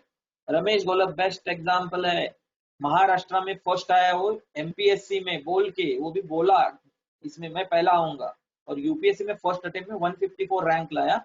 वो सिंपल प्राइमरी टीचर था, डीएड था वो। 7 साल छोटे बच्चों को पढ़ाने के बाद उसको लगा कि मुझे कुछ तो करना है, फिर वाईसीएमओ की डिग्री ली, फर्स्ट अटेम्प्ट में 154 रैंक निकाला वो फर्स्ट अटेम्प्ट में, क्योंकि उसने क्या किया, एग्जाम की रिक्वायरमेंट कंप्लीट की। अभी सोचो एग्जाम की रिक्वायरमेंट क्या है, व्हाट इज एग्जाम्स रिक्वायरमेंट? मैंने जो स्टार्ट में बोला इसको कोरिलेट करता हूं। क्या कोरिलेट? आप किसी मेड का इंटरव्यू ले रहे हैं तो क्या उसको पूछेंगे आप कि आपको हैंडराइटिंग कैसा है, या आपको आपका कंप्यूटर का नॉलेज कैसा है? आप क्या पूछेंगे? नो आप नो। खाना बनाना आ रहा है, वेज या आ रहा है नॉन, ये पूछेंगे। वैसा ही यहाँ पे समझ में क्यों नहीं आती है एग्जाम? सबसे पहला आप कोई भी एग्जाम के लिए प्रिपरेशन करते हैं तो सर्च में डालते हैं which are the best book for UPSC, MPSC, IBPS, सब कुछ। आप उस एग्जाम की रिक्वायरमेंट अंडरस्टैंड करते हैं, सामने से आपकी एग्जाम कौन लेगा, उसको क्या वे चाहिए। अगर आईएएस का जॉब है तो उसकी रिक्वायरमेंट क्या है? आपको डिसीजन मेकिंग आनी चाहिए, आपका कुछ स्किल होना चाहिए, प्लानिंग होना चाहिए। तो वो उस वे से उन्होंने प्रीलिम्स मेंस इंटरव्यू में सेट किया है, नथिंग एल्स, बाकी कुछ नहीं है। हमें उस वे से सिर्फ क्या करना पड़ेगा, उस वे से सिर्फ देखना पड़ेगा। तो मैं हमेशा एक स्टेटमेंट बोलता हूँ, वो स्टेटमेंट बोलता हूँ, किसी भी कॉम्पिटिटिव एग्जाम को हमें सिर्फ बुक पढ़ने के लिए सिलेक्ट नहीं किया जाएगा। मैं हमेशा बोलता हूँ कि आईएएस आपको बुक पढ़ने के लिए नहीं बनाया जाएगा, उनका क्वेश्चन का आंसर देने के लिए। तो आपको जैसा चाहिए वैसा आंसर कभी भी नहीं देना चाहिए। मैंने क्वेश्चन पूछा है तो मेरे बैकड्रॉप में आंसर है। अभी मैं जो 2 मिनट में बोलूंगा उससे आपके एकेडमिक्स में आपके क्या होंगे, 1-2% बढ़ जाएंगे। अच्छे से सुनना है सभी लोगों। आप क्या करते हैं, कोई भी XYZ क्वेश्चन पूछा तो आपको जो चाहिए वो लिखते हैं, ऐसा मत करो। जब क्वेश्चन आपको पूछा है, सपोज आप चलो इकोनॉमी का कोई क्वेश्चन है कि इंडियन एग्रीकल्चर में प्रॉब्लम क्या है, या यही अर्बनाइजेशन की प्रॉब्लम है क्या है, आपको 200 वर्ड में लिखना है। और आप क्या करते हैं, स्टार की अर्बनाइजेशन क्या है, ये सिटी है, वो सिटी है, सब 100 वर्ड उस पर लिखते हैं। मैं आपके 2% बढ़ा रहा हूँ, या मे बी 5 भी हो सकते हैं, और बाकी के 100 वर्ड आप फिर क्वेश्चन पे आते हैं। वैसा मत करो। आप में से 90% बच्चों के साथ क्या हुआ है देखो, याद करो आपका अभी तक का सेमेस्टर देते हुए, पहला क्वेश्चन आप 40 मिनट लिखा, और बाद का लास्ट का क्वेश्चन लिखने के लिए टाइम ही नहीं मिला। एम आई राइट रॉन्ग? ऐसा हुआ है? 101% हुआ है। तो टाइम मैनेजमेंट ये इंपॉर्टेंट फैक्टर है। अगर 5 क्वेश्चन पूछ रहे हैं आपको, 90 मिनट है, तो आप डिवाइड करो इसको, या 120 मिनट है, 6 क्वेश्चन पूछ रहे हैं, तो 20 मिनट्स। क्या पहला क्वेश्चन 40 मिनट लिखा, 400 वर्ड में लिखा, इसलिए वो आपको ज्यादा 20 में से ज्यादा मार्क दे रहे हैं क्या? नहीं। तो वैसे ही यहाँ पे हर एग्जाम की रिक्वेस्ट, इसलिए आपको कम मार्क कभी कभी आते हैं। इस साल इस बार फोकस करो उसके ऊपर कि जो पूछा है उसके ऊपर। अगर आपको एक्स पूछा है तो एक्स के बारे में बोलो, उसका बैकग्राउंड मत क्रिएट करके देखो, क्योंकि आपकी फाइट सिर्फ एग्जाम में राइटिंग करते वक्त सिर्फ कंटेंट के साथ नहीं है, टाइम के साथ है और वर्ड लिमिट के साथ भी है। अगर आप एक क्वेश्चन को ज्यादा टाइम देंगे तो सेकंड एक क्वेश्चन कहीं ना कहीं छूटने वाला है। ऐसा हुआ है तुम्हारे साथ, खुद को पूछ के देखो। ओके, सो नेक्स्ट यहाँ पे आते हैं, लास्ट मैं कुछ चीजें बोलने वाला हूं और मेरे साइड से मैं स्टॉप करने वाला हूं। तो देखो, हमें इसके ऊपर फोकस करना है। हमें कोई भी किसी भी कॉम्पिटिटिव एग्जाम का मैं आपको ये बताता हूँ, मेन जो ये है प्रिंसिपल है, सिर्फ बुक पढ़ने के लिए कोई नहीं बनाएगा, हमें क्वेश्चन का आंसर देने के लिए बनेगा। तो सामने वाला जब क्वेश्चन पूछता है तब क्या होता है, सामने वाला जब क्वेश्चन पूछता है तब उसके बैकड्रॉप में आंसर रेडी रहता है, आपको उसको जज करना है, हम डेफिनेटली सिलेक्ट हो जाएंगे। देखो ये सब कुछ बताने के लिए मुझे पूरा साल जाता है, इट्स नॉट पॉसिबल। आज का लेक्चर हमारा एक ओवरव्यू देना था, आपका माइंडसेट ये करना है। आप 80-85 में से 20% बच्चे भी जो मैंने बताया उससे पॉजिटिव सिचुएशन में आए तो मुझे बहुत अच्छा लगेगा। एंजॉय करो आपकी कॉलेज में, कोई हमने भी कॉलेज किया है, ओके, सभी लोग करते हैं, उसमें कोई गलती नहीं है, आपके प्रोफेसर्स भी ये जानते हैं। आपको सिर्फ वो करते हुए थोड़ा सा सिंसियर रहना है। मेरा मानना है कि ग्रेजुएशन होते हुए भी आपका डिसाइड हुआ मुझे आगे क्या करना है, सफिशिएंट है, इनफ है, ये साइकोलॉजिकल बोल रहा है। सो डेफिनेटली आपको उस वे से सोचना है सभी लोगों को, ओके। और एक बात याद रखो, आजू बाजू में क्या सोच रहा है कोई, उसके बारे में आपको नहीं सोचना है। नहीं तो कॉलेज में क्या होता है, आप 5 मिनट पढ़ते हैं तो बाकी के लोग आके क्या बोलते हैं, अरे कितना पढ़ रहा है, बोलते हैं ना, अरे कितना पढ़ रहा है, क्या कर रहा है 4 दिन से। तो हम उनका सुन के हम हमारा बुक रख देते, वो कभी मत करना। मेरी एक थ्योरम है, मेरे ब्रेन में जो भी जाएगा वो डिसाइड मैं करूंगा, दूसरा कोई नहीं कर सकता। तो आपके भी ब्रेन में जो जाएगा वो आपको खुद डिसाइड करना। अदर इनको लोगों को आपको उसको क्या नहीं करने देना है, डिसाइड नहीं करने देना। 101% सक्सेस आपकी होगी। मैंने ऐसे ऐसे बच्चे देखे हैं जो क्या कर रहे हैं, ऐसे ऐसे बच्चे देखे हैं कि जो पहले कुछ भी नहीं थे। बेस्ट एग्जांपल बोलता हूँ, मुंबई का ही ये संजय सुतार, बीएससी जूलॉजी में 2 बार एटी गेटी, आज deputy commissioner of income tax है, मुंबई में ही है, प्रतीक्षा भवन में चर्चगेट पे। 2 साल इधर उधर जॉब करने के बाद उसको लगा रही मुझे करना है, ऑटोमेटिकली 2 साल उसने दिए, 3 साल दिए, गिव अप नहीं किया। पेशेंस चाहिए इसमें, इमीडिएट कोई भी चीज नहीं होती है, आपको पेशेंस चाहिए। फॉर एग्जाम्पल, मेरा एक स्टूडेंट अभी तहसीलदार है, बहुत अच्छा वर्क कर रहा है, ओके। आपके थाना की भी यही की, ये नहीं जानता हूँ, स्नेहल कारले प्रेजेंटली इनकम टैक्स कमिश्नर है दिल्ली में, she is also my student, okay. Patience होनी चाहिए आप में। तो मेरा एक स्टूडेंट सत्कार हुए थे, ओके, फेलिसिटेशन हम जिसको बोलते हैं, पुणे में हो रहे थे, बहुत बड़ा ये था, ऑडिटोरियम था, बच्चे मेरे पास बैठे थे, सिलेक्टेड। योगेश चंद्रे नाम का अभी तहसीलदार है, बहुत अच्छा काम कर रहा है कोपरगांव में, ओके, कोविड-19 के अगेंस्ट। तो वो बोला कि सर मैं लास्ट ईयर जब फेलिसिटेशन हुआ था तो मैं उस कॉर्नर में था नीचे, आज मैं यहाँ पे हूँ, मुझे बहुत खुशी हो रही है। मुझे भी बोला, सभी बच्चों को भी बोला। मैं आपको एक ये बताता हूँ, हमेशा सोचो 2 टाइप के लोग रहते हैं। लास्ट स्टेटमेंट मेरी, एक नीचे रहने वाले, स्टेज के नीचे जो तालियां बजाते हैं, ऊपर रहते हैं। ऑलवेज थिंक इन दैट वे, आप ऊपर कैसे आए, जो तालियां बजाते हैं वहां से हम तालियां जिनके लिए बजाई जाती है उसमें हम कैसे shift. You have to think in that way 101%। और किसी दूसरे के बारे में नहीं सोचना। You can not satisfy each and every person in your life. ये आपको समझ में आया, बहुत बड़ी चीज। आप हर पर्सन को सेटिस्फाई नहीं कर सकते। अभी 115 लोग थे, हम सभी को नहीं सेटिस्फाई कर, सब हर एक का ऑब्जेक्टिव अलग है। हमें हमारा ऑब्जेक्टिव क्या है उसको देखना है। मेरा मानना यह है, मैं जब आईने में देखता हूँ मेरी आंख मुझसे भिड़नी चाहिए, मैं सही कर रहा हूँ, दैट्स ऑल। मैं मदर को सेटिस्फाई करने गया तो फादर सेटिस्फाई नहीं होंगे, देखो ना, इतना ही परम्यूटेशन कॉम्बिनेशन से। आप एक फ्रेंड को सेटिस्फाई करने गए, दूसरे को नहीं कर सकते, लाइक तो क्या करना है, खुद को सेटिस्फाई करना है, मैं कर रहा हूँ, सही कर रहा हूँ, दैट्स ऑल, और आगे बढ़ना है। ये एटीट्यूड आप में आना चाहिए। और कौन रोकेगा आपको बनने से, एक ही पर्सन आपको रोक सकता है, वो है आप खुद। क्यों, तुम्हारे कंट्रोल में क्या है इस दुनिया में, एक ही चीज है। सोच के देखो, 10 सेकंड आंख बंद करके, तुम सिर्फ खुद को ही कंट्रोल कर सकते हो, नहीं तो दूसरी कोई भी इस चीज अर्थ पे नहीं है तुम्हारे कंट्रोल में। तुम्हारे फ्रेंड ने क्या करना चाहिए, करना है, कुछ हेलो, भी नहीं। हाँ किशोर बोल रहा है। हाँ बोल।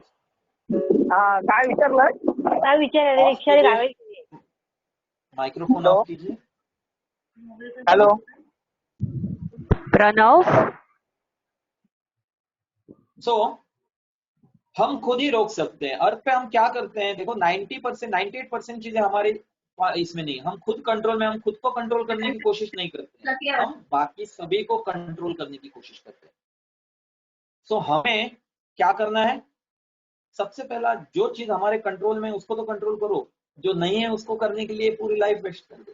तो यू कैन गो देयर, आपका खुद का केबिन हो सकता है, आप वहां पे आप खुद के फोटो निकाल सकते हैं, सभी कुछ कर सकते हैं, दैट्स फाइन, ओके। मुझे लगता है मैंने सभी कॉम्पिटिटिव एग्जाम्स का आपको ओवरव्यू दिया है। रेस्ट मैंने लगभग 1 आवर 20 मिनट्स बोला हूँ। रेस्ट अभी किसी के क्वेश्चन है, ओके, तो मैं आपका एडमिन सेक्शन को ओपन करता हूँ, ओके। आप मुझे क्वेश्चंस पूछ सकते हैं, मैं उसके आंसर्स दे दूंगा। जो भी क्वेश्चन है, सोचो मत किसको क्या लगना है, लगने दो उसको, कोई फर्क नहीं पड़ता है, ओके। पूछो जो ये करना है। अगर आपके हेलो सर। क्वेश्चंस हैं तो हम कैरी ऑन। यस जी, बोलिए जयेश। हाँ सर, जयेश पाटिल बोल रहा हूँ। बोलिए। हाँ सर, मैं करंटली अभी सेकेंड ईयर में हूँ, बीएससी कंप्यूटर साइंस में। Yes yes so next year मैं 2021 में ग्रेजुएट हो जाऊंगा। So yes Jayesh. What's the perfect time to prepare it, means हाँ, मतलब कितना टाइम लगेगा प्रिपेयर होने के लिए immediately, UPSC? Immediately, not immediately, जितना but perfect, perfect means what?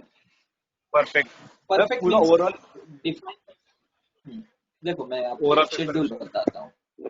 Yes, जब ऐसा होता है कि आपकी जो एग्जाम रहती है यूपीएससी की, वो स्टार्ट करने के लिए आपका जैसा ही ग्रेजुएशन होगा आप स्टार्ट कर दो, तो आप जून में स्टार्ट कर सकते हैं। This is the perfect time. मई जून में इमीडिएटली स्टार्ट होते हैं। मई जून जुलाई, एक कंप्लीट ईयर आपको प्रिपेयर करना है उसके लिए। अगले साल 2021 में लगभग मई में एग्जाम होती है। इस साल 31 मई के थी, वो पोस्टपोन हो गई ड्यू टू कोविड-19। तो आप इसके लिए प्रिपेयर वहां से कर सकते हैं, और इसकी एक स्ट्रैटेजी रहती है, जैसे कि हम पूरे साल का एक प्लान देते हैं कि दिसंबर में क्या होने वाला है मैं जानता हूं। अभी भी कोविड-19 में हम ये नहीं बैठे हैं, लगभग पिछले 80 डेज में हमारे लगभग 250 के आसपास लेक्चर हुए हैं, सभी बैचेस वैसे ही चालू है। इमीडिएट 7वें दिन हमने स्टार्ट कर दिया। देखो यहाँ पे कैसा है जयेश, जितने जल्दी आप स्टार्ट करोगे आपको बेनिफिट मिलेगा। मैं सिंपल एक आप ये बताता हूँ, एक गाड़ी सुबह 7 बजे निकली और एक गाड़ी 11 बजे निकली, तो किसको बेनिफिट मिलेगा? डेफिनेटली 7 बजे जो निकली। सो आप अभी ग्रेजुएशन में आप इमीडिएट स्टार्ट कर सकते हो। 12th के बाद स्टार्ट करने वाले बच्चे हैं, आपको बिलीव नहीं होगा, हमारे पास 10th के बाद की बैच है, एक सुपर स्पेशल बैच, इनको हम एश्योरेंस लेते हैं और 5 साल में हम टॉप 50 के लिए टारगेट कर रहे हैं इनको। तो अभी एक आप टीवाई में हैं राइट ना, सेकंड ईयर या टीवाई में? यस सर, टीवाई में है तो आपके पास 1 साल है। देखो यूपीएससी के लिए अगर 100 प्रिपरेशन करना है, 1 साल में 25 कर पाए तो बाद में आपको कितना करना है? 75 करना है। तो आपको जितना जल्दी हो सके स्टार्ट करो, बशर्ते आप एक प्रॉपर डायरेक्शन से जाने चाहिए, वो गलत नहीं होनी चाहिए। तो आप थोड़ा थोड़ा स्टार्ट कर सकते हो, अभी से स्टार्ट कर सकते हो, okay, that would be better for you. ऐसा मत सोचो कि ग्रेजुएशन कंप्लीट होगा फिर स्टार्ट करूंगा, क्योंकि आप लोग या हम भी ग्रेजुएशन में हम क्या करते हैं हम जानते हैं। आप कितना भी बोलो, लास्ट के 10 दिन में ही पढ़ाई करते हो। पूरा साल 365 डेज में आप पढ़ाई कितनी करते हो? 65 डेज मैक्सिमम। कॉलेज के लेक्चर्स पकड़ के भी आप देखो, 300 डेज रेस्ट आपके पास है, you can go for that. आपके क्वेश्चन का आंसर मिल गया है Jayesh? Yes sir, thank you. Good. Anybody else? अभी और किसी का क्वेश्चन है? ठीक है, कुछ बच्चों ने मैं भी यहाँ पे इसमें क्वेश्चन पूछे हैं, जिसको ओरली पूछना है वो पूछो, अदरवाइज अभी और कुछ यहाँ पे क्वेश्चन है तो मैं देखता हूँ। किसी ने पूछा है वैष्णवी सर, ये एग्जाम कब होते हैं और कौन कौन से इंपॉर्टेंट साइट्स है जिसमें हम करियर कर सकते हैं? तो मैंने सब कुछ बता दिया है आपको कॉम्पिटिटिव एग्जाम के। ओके। बैंकिंग फॉर आइडिया, ठीक है, बैंकिंग के लिए मैंने बताया ना आईबीपीएस है, क्लेरिकल उसका अलग से रहता है, बैंकिंग का आईबीपीएस ये अलग से है। आईबीपीएस में कुछ नहीं रहता है, सिंपल एग्जाम है उनकी, जो एप्टीट्यूड में सिविल सर्विसेज पूछा जाता है वैसे ही उनके क्वेश्चंस है। वो क्या करते हैं देखो, रीजनिंग पूछते हैं, verbal non verbal, verbal reasoning non verbal reasoning, कुछ क्वांटिटेटिव एप्टीट्यूड के क्वेश्चंस रहते हैं। जिनको जिनको ये लग रहा है ना उन्होंने चैट बॉक्स में मेंशन करो, बट क्वेश्चन मत ये करो, क्योंकि बाद में आपको फिर से कब चांस मिलेगा पता नहीं। ओके, तो जो आपके डाउट्स है वो सॉल्व करो। आप में से 10% बच्चों को भी एक प्रॉपर रोड मिला, मैं बोलूंगा मेरा लाइफ का जो मैंने 1.5 घंटा आप लोगों को दिया वो सक्सेस हो गया, और आपके टीचर्स को भी वो लगेगा, उन्होंने आप लोगों के लिए अरेंज किया है। देखो बच्चों, इट्स नॉट इजी कि आपके बारे में सोच के अरेंज करना, ये सिंपल वर्क नहीं है जो उन्होंने किया है। ओके, सभी लोगों को अगर ऐसे टीचर्स मिलते तो that would be better thing, ऐसा मैं बोलता हूँ, क्लियर कट बोलता हूँ, क्योंकि मैं जानता हूँ लगभग 50% पॉपुलेशन पता नहीं होने की वजह से आउट ऑफ कॉम्पिटिशन है। तो मैं उनको अप्रिशिएट करता हूँ उन्होंने जो किया है आप लोगों। So non verbal reasoning, quantitative aptitude, English के कुछ क्वेश्चंस रहेंगे और करंट अफेयर्स के रहेंगे। एकदम सिंपल एग्जाम है, सिर्फ प्रैक्टिस करनी चाहिए इसको। अप्लाई के लिए क्या अलग अलग फॉर्म्स निकलते हैं, हम अलग अलग एग्जाम्स के लिए फॉर्म्स कब निकलते हैं, क्या निकलते हैं वो बोलते हैं। ऐसे कुछ हमारे पास ग्रुप्स है, उसमें आप ज्वाइन हो सकते हैं, जिसमें हम बोलते हैं एग्जाम के लिए। आपके सर के साथ बात करो, हम आपको ऐड कर देंगे, कौन सा एग्जाम, कौन सी पोस्ट कब निकलती है, क्या निकलती है, सबकी इंफॉर्मेशन हम देते हैं। और 4 बुकलेट में आपके सर लोगों को या मैडम को आपके भेज देंगे हम। ओके सर, पाटिल सर के साथ कम्युनिकेशन कीजिए, इनके लिए एनडीए, सीडीएस, यूपीएससी और एमपीएससी के 4 बुकलेट हम भेजते हैं, तो आप इनको पीडीएफ फॉर्मेट में आप फॉरवर्ड कर सकते हैं, so that they will get better idea about it. Okay, sure sir. या डेफिनेटली। मैं सबसे पहला तो यस, बोलो बोलो पहले क्लोज। हाँ sir, one more question. Yes, हाँ सर, अगर हम, हाँ सर, पहले एमपीएससी हम लोग अगर क्लियर करते हैं तो थ्रू दैट हम डीवाईएसपी एंड मतलब डेप्यूटी कमिश्नर पोस्ट पे आएंगे, ठीक है? या तो उसको पहुंचने के बाद हम फर्स्ट क्लास के लिए अप्लाई कर सकते हैं, यानी मतलब आईएपीएस कर सकते हैं ना। देखो एमपीएससी के पोस्ट से भी क्या है, वो भी सुपर क्लास होने हैं, बट देखो आपको वहां से प्रमोट या आईएएस बनने के लिए कम से कम 15 साल लगेंगे। आप अभी बन सकते हैं ना 21 साल में। अभी एक ऑप्शन क्या रहता है, कुछ बच्चे सोचते हैं एमपीएससी ये लोअर लेवल की एग्जाम है, उसको पहले क्रैक करते हैं फिर यूपीएससी के लिए जाते हैं, ऐसा भी एक ऑब्जेक्टिव रहता है। देखो मैं आप सभी को बोलता हूँ, हर एग्जाम उस वक्त टफ रहती है। फॉर एग्जाम्पल बोलता हूँ, तुम्हारी 10वीं याद करो कितनी टफ थी, तुमने छोड़ो मम्मी ने भी छुट्टी ली थी तुम्हारी, am I right or wrong? Yes sir. हाँ?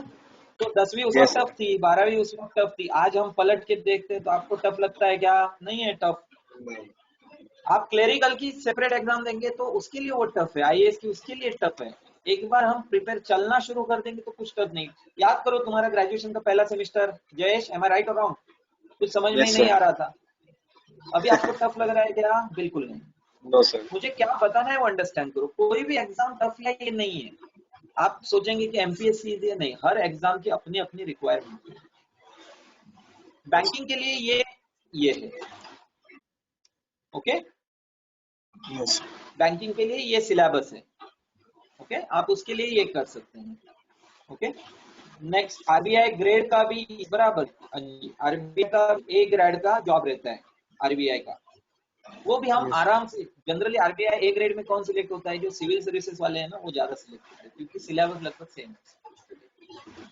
इसलिए मैंने आईएएस को सेंट्रलाइज पकड़ के बोला है, वो आपकी चॉइस है, आपको क्या करना है, बट ऐसा हवा में डिसीजन नहीं लेना है। अभी मैंने बताया तो कुछ तो एटलीस्ट फ्रेमवर्क है हमारे पास। और कोई क्वेश्चन है तो पूछो, राइटिंग में पूछो, मुझे कोई प्रॉब्लम नहीं। किसी को अभी भी डर लग रहा है कि बाकी लोग हंसेंगे तो उनका लाइफ मत बढ़ाओ, कोई प्रॉब्लम नहीं, क्वेश्चन पूछो मुझसे। ओके, बोलो, और कोई है क्वेश्चन? मैं और ऊपर बहुत सारे क्वेश्चन है उसको एड्रेस करता हूँ 2 मिनट में। आईबीपीएस एग्जाम अलग अलग टाइम वो डिक्लेयर करते हैं। ओके, आईबीपीएस को ये करने के लिए आरएस अग्रवाल के बहुत सारे बुक है, उसको रेफर करो और प्रीवियस ईयर क्वेश्चन अच्छे से देखो। ओके, आईबीपीएस के लिए बैंकिंग के जो एग्जाम है, यस, बहुत सारे लोगों ने आईबीपीएस के लिए पूछा है, मैंने आईबीपीएस के लिए बोला है।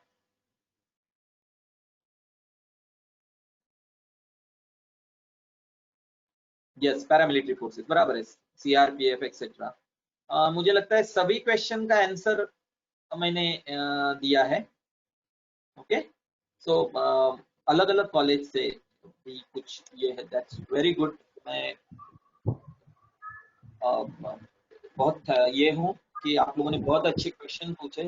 देखो, एंजॉय करो बहुत, ये टाइम वापस नहीं आएगा, बट थोड़ा सा सीरियस, थोड़ा सा, ज्यादा नहीं। आप डेफिनेटली सक्सेस होंगे। जो जो आपको अचीव करना है 101% मिलेगा। दो ही मेरी लाइन याद रखना, आपको दूसरा कोई नहीं रोकेगा, खुद ही रोकोगे। दूसरी चीज, स्टेज के नीचे से ऊपर कैसा आना है ऐसा सोचो, खुद के केबिन में जाने का सोचो। मैंने क्या बोला, आपको समझ में आया? खुद के केबिन में आप कैसा जाएंगे इसके बारे में सोचो।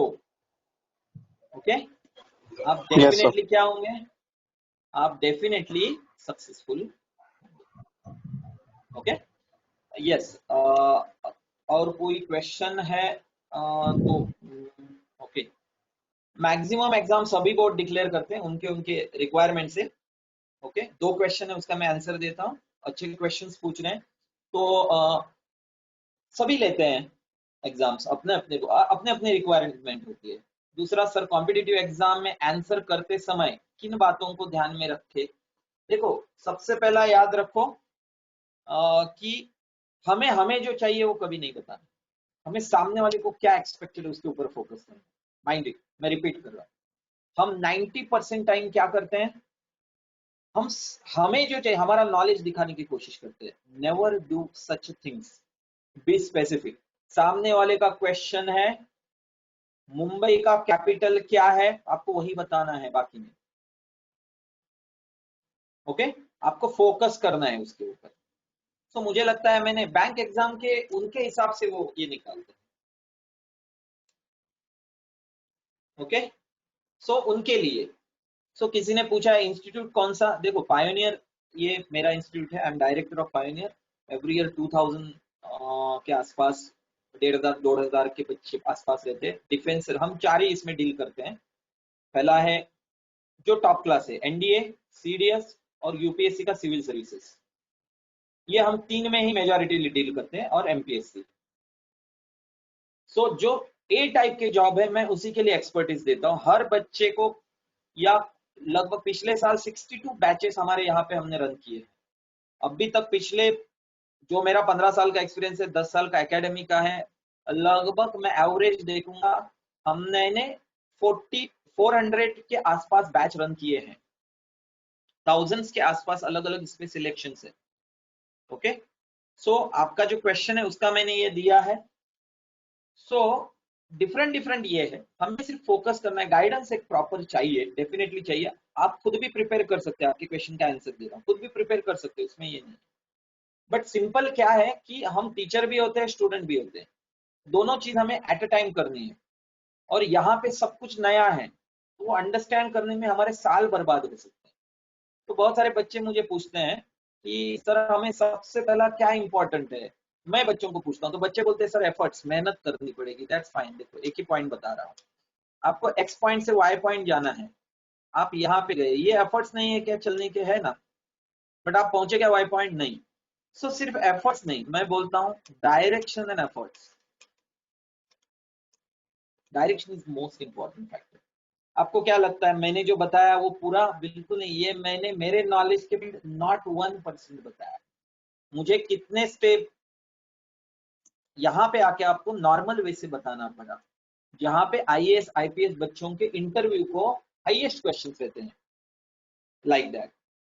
सो डिफरेंट डिफरेंट चीजें आपको उसके ऊपर फोकस करना है। मुझे लगता है सभी क्वेश्चंस हुए हैं, तो मैं यहाँ पे मेरा सिर्फ 1 मिनट ये करूंगा और सर आप लोगों को हैंड ओवर कर दूंगा। मैं सबसे पहले अप्रिशिएट करता हूँ कि आपके जो टीचर्स है उन्होंने आपके लिए अरेंज किया है, लगभग 100 बच्चों ने उसका बेनिफिट लिया है।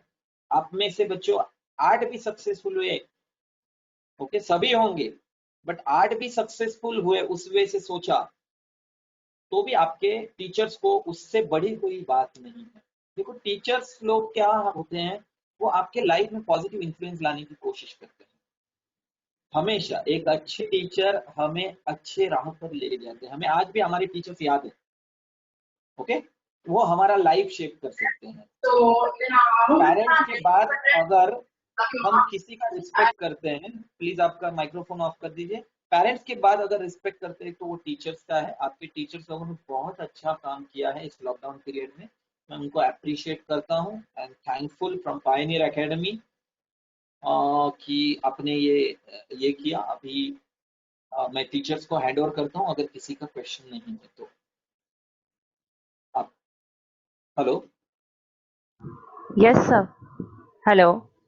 Yes madam, I am handing over the Yes, session sir. To you. Okay.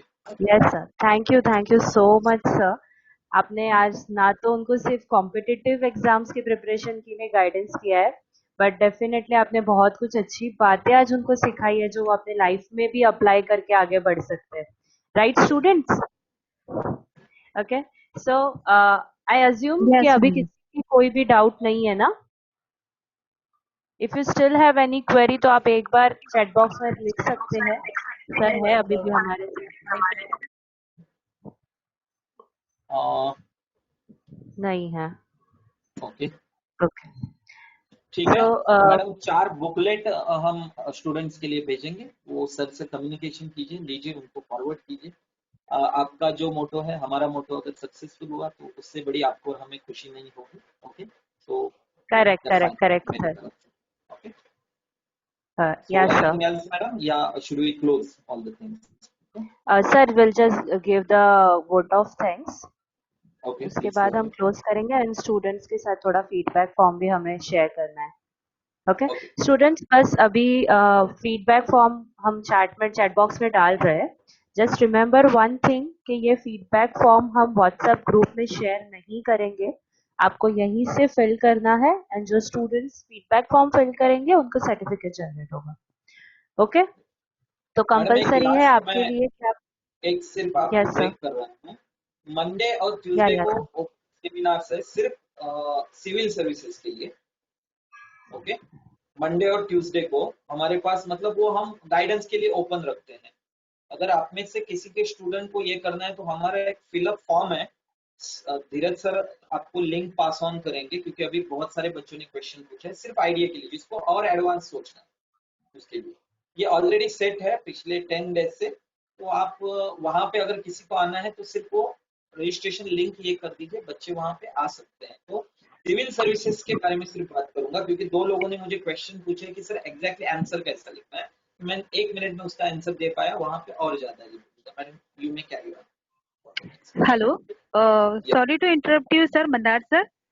Please. Sir आपका जो लिंक है वो आप दिवाकर सर के साथ शेयर कीजिए। जो भी स्टूडेंट है वो हमें अप्रोच करेंगे, हम उनको सर्कुलेट कर यस देंगे। Yes yes okay yes. Sir, okay, thank you. Okay, so तो मैं एग्जिट हो सकता हूँ madam? Okay, fine fine, please go go go. okay. It's my privilege to have been asked to propose a word of thanks.